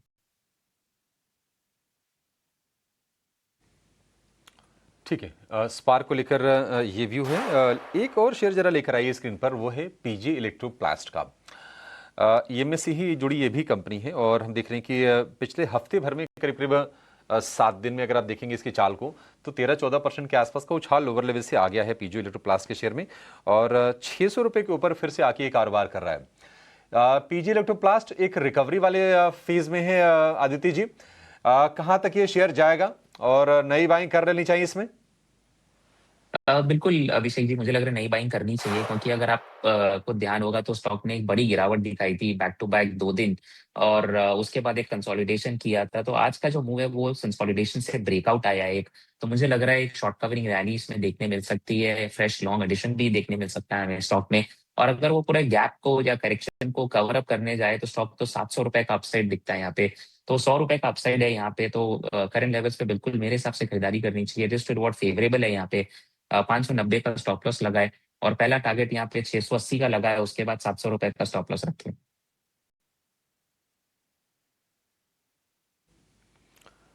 ठीक है, पीजी इलेक्ट्रोप्लास्ट के लिए ये व्यू हो गया, लेकिन कैपिलरी टेक की आज लिस्टिंग होने वाली है और बीएसई पर 560 रुपये प्रति शेयर पर ये सेटल हुआ है। इशू प्राइस था 577 रुपये का, और उसके मुकाबले अगर आप देखेंगे तो एक वीक यहाँ पर लिस्टिंग इसकी हो सकती है कैपिटल टेक की। हालांकि अगर आप इसके सब्सक्रिप्शन के फिगर देखेंगे तो वो काफ़ी अच्छे थे, और अभी मतलब इसके पहले जो ग्रे मार्केट प्रीमियम दिख रहे थे वो भी अच्छे दिखाई दे रहे थे। करीब 52 गुना ये सब्सक्राइब हुआ था। रिटेल की तरफ से बढ़िया रिस्पांस मिला था, लेकिन लिस्टिंग इसकी कमज़ोर हो रही है। 577 वाला शेयर जो है 560 रुपये पर वो लिस्ट होने जा रहा है। प्री ओपन में जो लेवल सेटल हो गए हैं, देखते हैं कि लिस्टिंग होने के बाद क्या ये शेयर संभलता है, क्या ये रफ्तार दिखाता है। इस पर निश्चित तौर पर हमारी आगे भी नज़र रहने वाली है। लेकिन कुछ और शेयर जहां पर हम देख रहे हैं कि या तो मूव्स सस्टेन हो रहे हैं या फिर तेज़ी बढ़ रही है। जो श्रिम्प वाले स्टॉक्स हैं, यूएस ट्रेड डील की उम्मीद में हम देख रहे हैं कि वहां पर तेज़ी लगातार आ रही है, क्योंकि रफली उन पर अमेरिका में अभी जो टैरिफ है वो 58% के आसपास का है। अमेरिका से बड़ा रेवेन्यू उनके लिए आता था। तो हमने देखा था कि अवंती फीड्स ये शेयर चला, और आज भी हम देख रहे हैं कि थकान ऐसी नहीं है। अवंती फीड्स थोड़ा आपको सुस्त दिखाई देगा, लेकिन एपेक्स फ्रोजन के अगर आप शेयर को देखेंगे तो ये थोड़ा सा ना कम चला था अवंती फीड से। एपेक्स फ्रोजन का शेयर आपको दिखाई देगा करीब 7% ऊपर ये शेयर। इस पर आप नजर रखिए चलिए। लेकिन एक शेयर इस पर जरा व्यू लेना चाहेंगे आपसे आदित्य, वो शेयर है टीबीओ टेक का, करीब 4.5% ऊपर, और एक सस्टेन्ड बाइंग है। पिछले अगर आप हफ्ते भर में देखेंगे तो हो सकता है एक आध दिन ये शेयर गिरा हो, अदरवाइज अच्छी बाइंग है टीबीओ टेक के शेयर में। क्या राय होगी आपकी शेयर को लेकर? बिल्कुल खरीदारी करनी चाहिए Abhishek ji. As a disclosure stock recommended है हमारे क्लाइंट्स को, तो उनके पोर्टफोलियो में भी हो सकता है। अगर आप प्लेटफॉर्म बिजनेस देखेंगे तो उसमें से एक ये स्टॉक निकल कर आता है। और ट्रैवल के लिहाज से अगर हम देखें तो यात्रा में हमने देखा था एक अच्छी खासी बाइंग देखने मिली थी। और अगर हम देखें तो उस स्पेस में टीबीओ टेक भी प्रेजेंट है, और चार्ट्स के बेसिस पे भी देखो तो बहुत जबरदस्त वॉल्यूम पे बाइंग देखने मिल रही है हमें। कल भी देखने मिली, आज भी देखने मिली। तो आपके पास है तो बने रहे। फ्रेश एंट्री के मौके अगर आप देख रहे हैं तो बिल्कुल कर लें, उस पर खरीद सकते हैं। थोड़ा वॉलेटाइल रहता है स्टॉक, बट आपको थोड़ा लंबे समय देना पड़ेगा इसमें। 1900 के टारगेट्स के लिए खरीदारी करें, और नीचे स्टॉप लॉस यहाँ पे 1700 का लगाए, तो आपको अच्छा खासा आपको देखने मिल सकता है टीबीओ टेक में। ओके, तो टीबीओ टेक को लेकर ये राय है। लेकिन एक और स्टॉक है राइट्स का, जो आज के सत्र में काफ़ी अच्छी तेजी दिख रही है। कहा जा रहा है कि कंपनी अफ्रीकी देशों को भारत में बने डीजल इंजन बेचने के लिए फंड जुटा रही है, और इस तरह के प्लान से राइट्स की मैं बात कर रहा हूं। इन्होंने 12 अफ्रीकी देशों को आइडेंटिफाई भी कर लिया है राइट्स ने, जहां पर ये इन लोकोमोटिव्स को वहां पर बेच सकते हो। आज के सत्र में अच्छी तेजी भी दिख रही है, करीब करीब 3% की तेजी है। और भारत के जो पुराने डीजल इंजन है उसे मॉडिफाई करके अफ्रीका में बेचा जाएगा। आप बताइए राइट्स आज की तेजी के बाद क्या सलाह देंगे आदित्य जी? थोड़ा डिसअपॉइंट करता है विश्व मोहन जी, स्टॉक का मूव दिखा के वापस से कंसोलिडेट करके फिर करेक्ट भी कर देता है। तो अगर इसको थोड़ा सा पोजिशनल ट्रेड लेना है तो अवॉइड करना चाहूंगा। अगर ये मूव सस्टेन करता है आज, और ये 255 के लेवल के ऊपर सस्टेन करता है स्टॉक, तो फिर एक बार 275 के लेवल्स के लिए खरीदारी कर सकते हैं। तो 255 के ऊपर खरीदारी करें 275 के लक्ष्य के लिए, और नीचे स्टॉप लॉस 250 रुपए का लगाए। 275 क्रॉस करके सस्टेन करेगा तो फिर मे बी आप एक इसको कंटिन्यू कर सकते हैं होल्ड करने के लिए। Otherwise purely for a trading bet इसको यूज करें 275 के टारगेट्स के लिए। ओके, तो अभी फिलहाल ट्रेडिंग का नजरिया रखें, 275 क्रॉस करें, उसके बाद आप इन्वेस्टमेंट का मन बनाएं। 250 के एसएल के साथ यहां पर खरीदारी कर सकते हैं 255 के आसपास। एक खबर गोदरेज प्रॉपर्टीज को लेकर भी आ रही है कि कंपनी ने जो FY26 का जो बिजनेस डेवलपमेंट गाइडेंस था उसे सरपास कर लिया है, और नागपुर में कंपनी ने एक 75 एकड़ का एक लैंड पार्सल भी एक्वायर किया है। और इस प्रोजेक्ट से कहा जा रहा है कि जो एस्टिमेटेड रेवेन्यू है वो कंपनी की करीब करीब 755 करोड़ तक हो सकती है। गोदरेज प्रॉपर्टीज को लेकर ये खबर है। हालांकि आज के सत्र में ये फ्लैट दिख रहा है। आदित्य, आगे को लेकर क्या राय है गोदरेज प्रॉपर्टीज में? तो विश्वनाथ जी, अगर हम गोदरेज प्रॉपर्टीज का चार्ट देख ले तो कहीं ना कहीं डिसअपॉइंट किया है स्टॉक। जबकि हमने देखा है कि बाकी स्पेस में रियल एस्टेट स्टॉक्स ने अच्छा ही किया है, गोदरेज प्रॉपर्टीज थोड़ा बहुत डिसअपॉइंट किया है। तो वीकनेस है स्टॉक में, नो डाउट। एक बार नीचे की तरफ अगर हम देखें तो 2100 को ब्रेक करता है स्टॉक, तो वापस से ये 2000 के लेवल्स को टेस्ट कर सकता है। फ्रेश एंट्री की सलाह नहीं दूंगा। अगर आपके पास स्टॉक ऑलरेडी है तो मैं एक सजेशन दूंगा 2100 पे एक स्टॉप लॉस लगाए, उसके ब्रेक करते पे आप एग्जिट करें स्टॉक को। कहीं ना कहीं वीकनेस है, मुझे लग रहा है इसमें ये वीकनेस आने वाले दिनों में और गहरा सकती है, और स्टॉक शायद 1900 के लेवल्स को भी टेस्ट कर दे। 1900 के लेवल को भी टेस्ट कर सकता है और वीकनेस और भी गहरा सकती है। हालांकि जो ये गाइडेंस जो कंपनी ने दिया था FY26 के लिए, उसको सरपास कर लिया। बिजनेस डेवलपमेंट का वो गाइडेंस था, लेकिन अभी फिलहाल स्ट्रक्चर इनको कमज़ोर लग रहा है। चलिए आगे बढ़ते, एक और खबर का अपडेट दे देते कि online food delivery platform Zomato अपने रेस्टोरेंट पार्टनर्स के साथ ग्राहकों से जुड़े हुए आंकड़े साझा करेगा। क्या है पूरी खबर, बता रही है हमारी सहयोगी अंजलि पलोट। जी, रेस्टोरेंट्स के लिए एक अच्छी खबर आ रही है कि जोमेटो अब कस्टमर्स का डेटा रेस्टोरेंट्स के साथ शेयर करने के लिए हामी भर चुके हैं। जोमेटो अब अपने कस्टमर्स से इस डेटा को शेयर करने के लिए परमिशन ले रहे हैं ऐप्स पर। तो जिनके भी पास जोमेटो का अपडेटेड ऐप होगा, उन्हें पहले ऑर्डर प्लेस करते वक्त एक पॉपअप मैसेज आएगा जिसमें उनसे पूछा जाएगा कि क्या वे अपना डेटा रेस्टोरेंट्स के साथ शेयर करना चाहते हैं या नहीं। जोमेटो अब कस्टमर्स के फ़ोन नंबर्स को कलेक्ट करेगा और इस इंफॉर्मेशन को वो रेस्टोरेंट्स के साथ शेयर करेगा अगर कस्टमर्स इसके लिए हामी भरते हैं। इसमें इस फीचर को रोल आउट किया गया है और जोमेटो के सीईओ ने कहा है कि इस फीचर को वो धीरे धीरे रोल आउट कर रहे हैं और कस्टमर फीडबैक इस पर कलेक्ट कर रहे हैं। और इसी के साथ NRAI यानी कि national restaurants association of India इसमें जोमेटो के साथ बातचीत कर रही है कि किस तरीके से इस कलेक्टेड डेटा को रेस्टोरेंट्स के साथ शेयर किया जाएगा और क्या फ़ोन नंबर के अलावा दूसरी भी चीज़ें हैं, दूसरा भी डेटा है जो वो कलेक्ट करके रेस्टोरेंट्स के साथ शेयर करेंगे। इस बात पर बातचीत अभी चल रही है। इसी के साथ साथ NRAI स्विगी से भी ऐसे ही एक फीचर को रोल आउट करने के लिए बात कर रहा है। इस डेटा को कलेक्ट करने के पीछे रेस्टोरेंट्स का ऑब्जेक्टिव है कि वो कस्टमर की जर्नी को बेटर ट्रैक कर सके, देख सके कि डाइनिंग कस्टमर क्या ऑनलाइन फूड एग्रीगेटर ऐप्स पर भी ऑर्डर्स प्लेस कर रहे हैं। जो लॉयल्टी बेनिफिट्स वो अपने डाइनिंग कस्टमर्स को दे सकते हैं, उसे ऑनलाइन ऑर्डर्स पर भी शायद वे एक्सटेंड करेंगे अगर ये डेटा उन्हें मिलता है। और इसी के साथ कस्टमर प्रेफरेंसेस को बेहतर समझकर कस्टमाइज्ड ऑफर्स वो अपने कस्टमर्स को ऑफ़र करना चाहते हैं। इससे पहले कस्टमर्स को बहुत limited data food aggregator platform से मिल रहा था, इसीलिए उनकी मांग थी कि ज़्यादा डेटा कस्टमर्स का उनके साथ शेयर किया जाए। और अब जोमेटो ऐसा एक फीचर रोल आउट कर रही है जिसमें वो फ़ोन नंबर के लिए ये परमिशन कस्टमर्स से मांगना शुरू कर रही है। ऑलराइट, बहुत बहुत शुक्रिया अंजलि ये पूरी डिटेल्स हमारे सामने रखने के लिए। तो जी हाँ, कुछ और डिटेल्स जो हैं वो अपने फूड जो उनके एग्रीगेटर्स हैं, फूड एग्रीगेटर्स जो हैं अपने, और जो रेस्टोरेंट्स हैं उनसे अपनी डिटेल्स साझा करेंगे। बट मुझे नहीं लगता कि फाइनेंशियल स्पेस का कुछ बहुत ज़्यादा असर आते हुए दिखेगा। पर फिर भी एक बार स्टॉक व्यू ले लेते हैं एटर्नल और साथ ही साथ स्विगी पर भी। आदित्य, ये दोनों ही काउंटर्स देखिए हाल फिलहाल थोड़े कमज़ोर ज़रूर हैं। फंडामेंटली वैल्यूएशंस के लिहाज से जो है सवाल अब काफ़ी सारे खड़े हो रहे हैं। साथ ही क्विक कॉमर्स स्पेस में भी जो है कंपटीशन बहुत ज़्यादा इंटेंसिफाई हो रहा है। स्विगी आज 2% की कमज़ोरी दिखा रहा है, पर एटर्नल कहीं ना कहीं 300 के लेवल्स को होल्ड कर रहा है। क्या व्यू रखते हैं आप आदित्य इन दोनों पे? स्विगी थोड़ा बहुत मुझे वॉलेटाइल और वीक दिख रहा है सृष्टि, तो स्विगी को अवॉइड करना चाहूंगा जब तक कि इसमें एक अच्छा खासा कंसोलिडेशन नहीं होता है। एंड प्लस बहुत न्यूज़ फ्लो आते रहते हैं स्टॉक्स में जिसके चलते स्टॉक प्राइस रिएक्ट करता है। तो स्विगी को फिलहाल के लिए अवॉइड करना चाहूंगा। नीचे 380 का एक सपोर्ट है, अगर वो ब्रेक करता है तो शायद और वीकनेस उसमें देखने मिल सकती है। इसके सामने अगर मैं देखूँ तो डेफिनेटली एटर्नल का चार्ट बेटर है, क्लीनर है, और अगर आपको ये स्पेस को प्ले आउट करना ही है तो मेरे हिसाब से फिर आप एटर्नल को देखिए। और ऊपर के लेवल्स में अगर आप देखें तो यहाँ पे 320 340 दो टारगेट्स निकल कर आते हैं और नीचे में 295 का एक अच्छा सपोर्ट है। बट ये स्पेस मुझे लग रहा है सृष्टि कंटिन्यू करेगा वॉलेटाइल रहने के लिए। प्राइसेस ऊपर नीचे होते रहेंगे यहाँ पे बोथ स्विगी और एटर्नल पे। बट अगर आपको स्पेस में प्ले आउट करना है तो eternal is a better play with in between the two. Right, तो एटर्नल जो है वो थोड़ा बेहतर ज़रूर लग रहा है। पर चलिए इसी के साथ आदित्य हम आपका बहुत बहुत शुक्रिया करना चाहेंगे, आज आपने समय निकाला और तमाम स्टॉक्स और सेक्टर्स पर हमसे चर्चा की। पर इसी के साथ फिलहाल वक्त तो चला एक छोटे से ब्रेक का, आप कहीं मत जाइएगा। ब्रेक के उस पार मार्केट से जुड़ा पूरा एक्शन 18 स्वदेश पे ऐसे ही बरकरार रहेगा।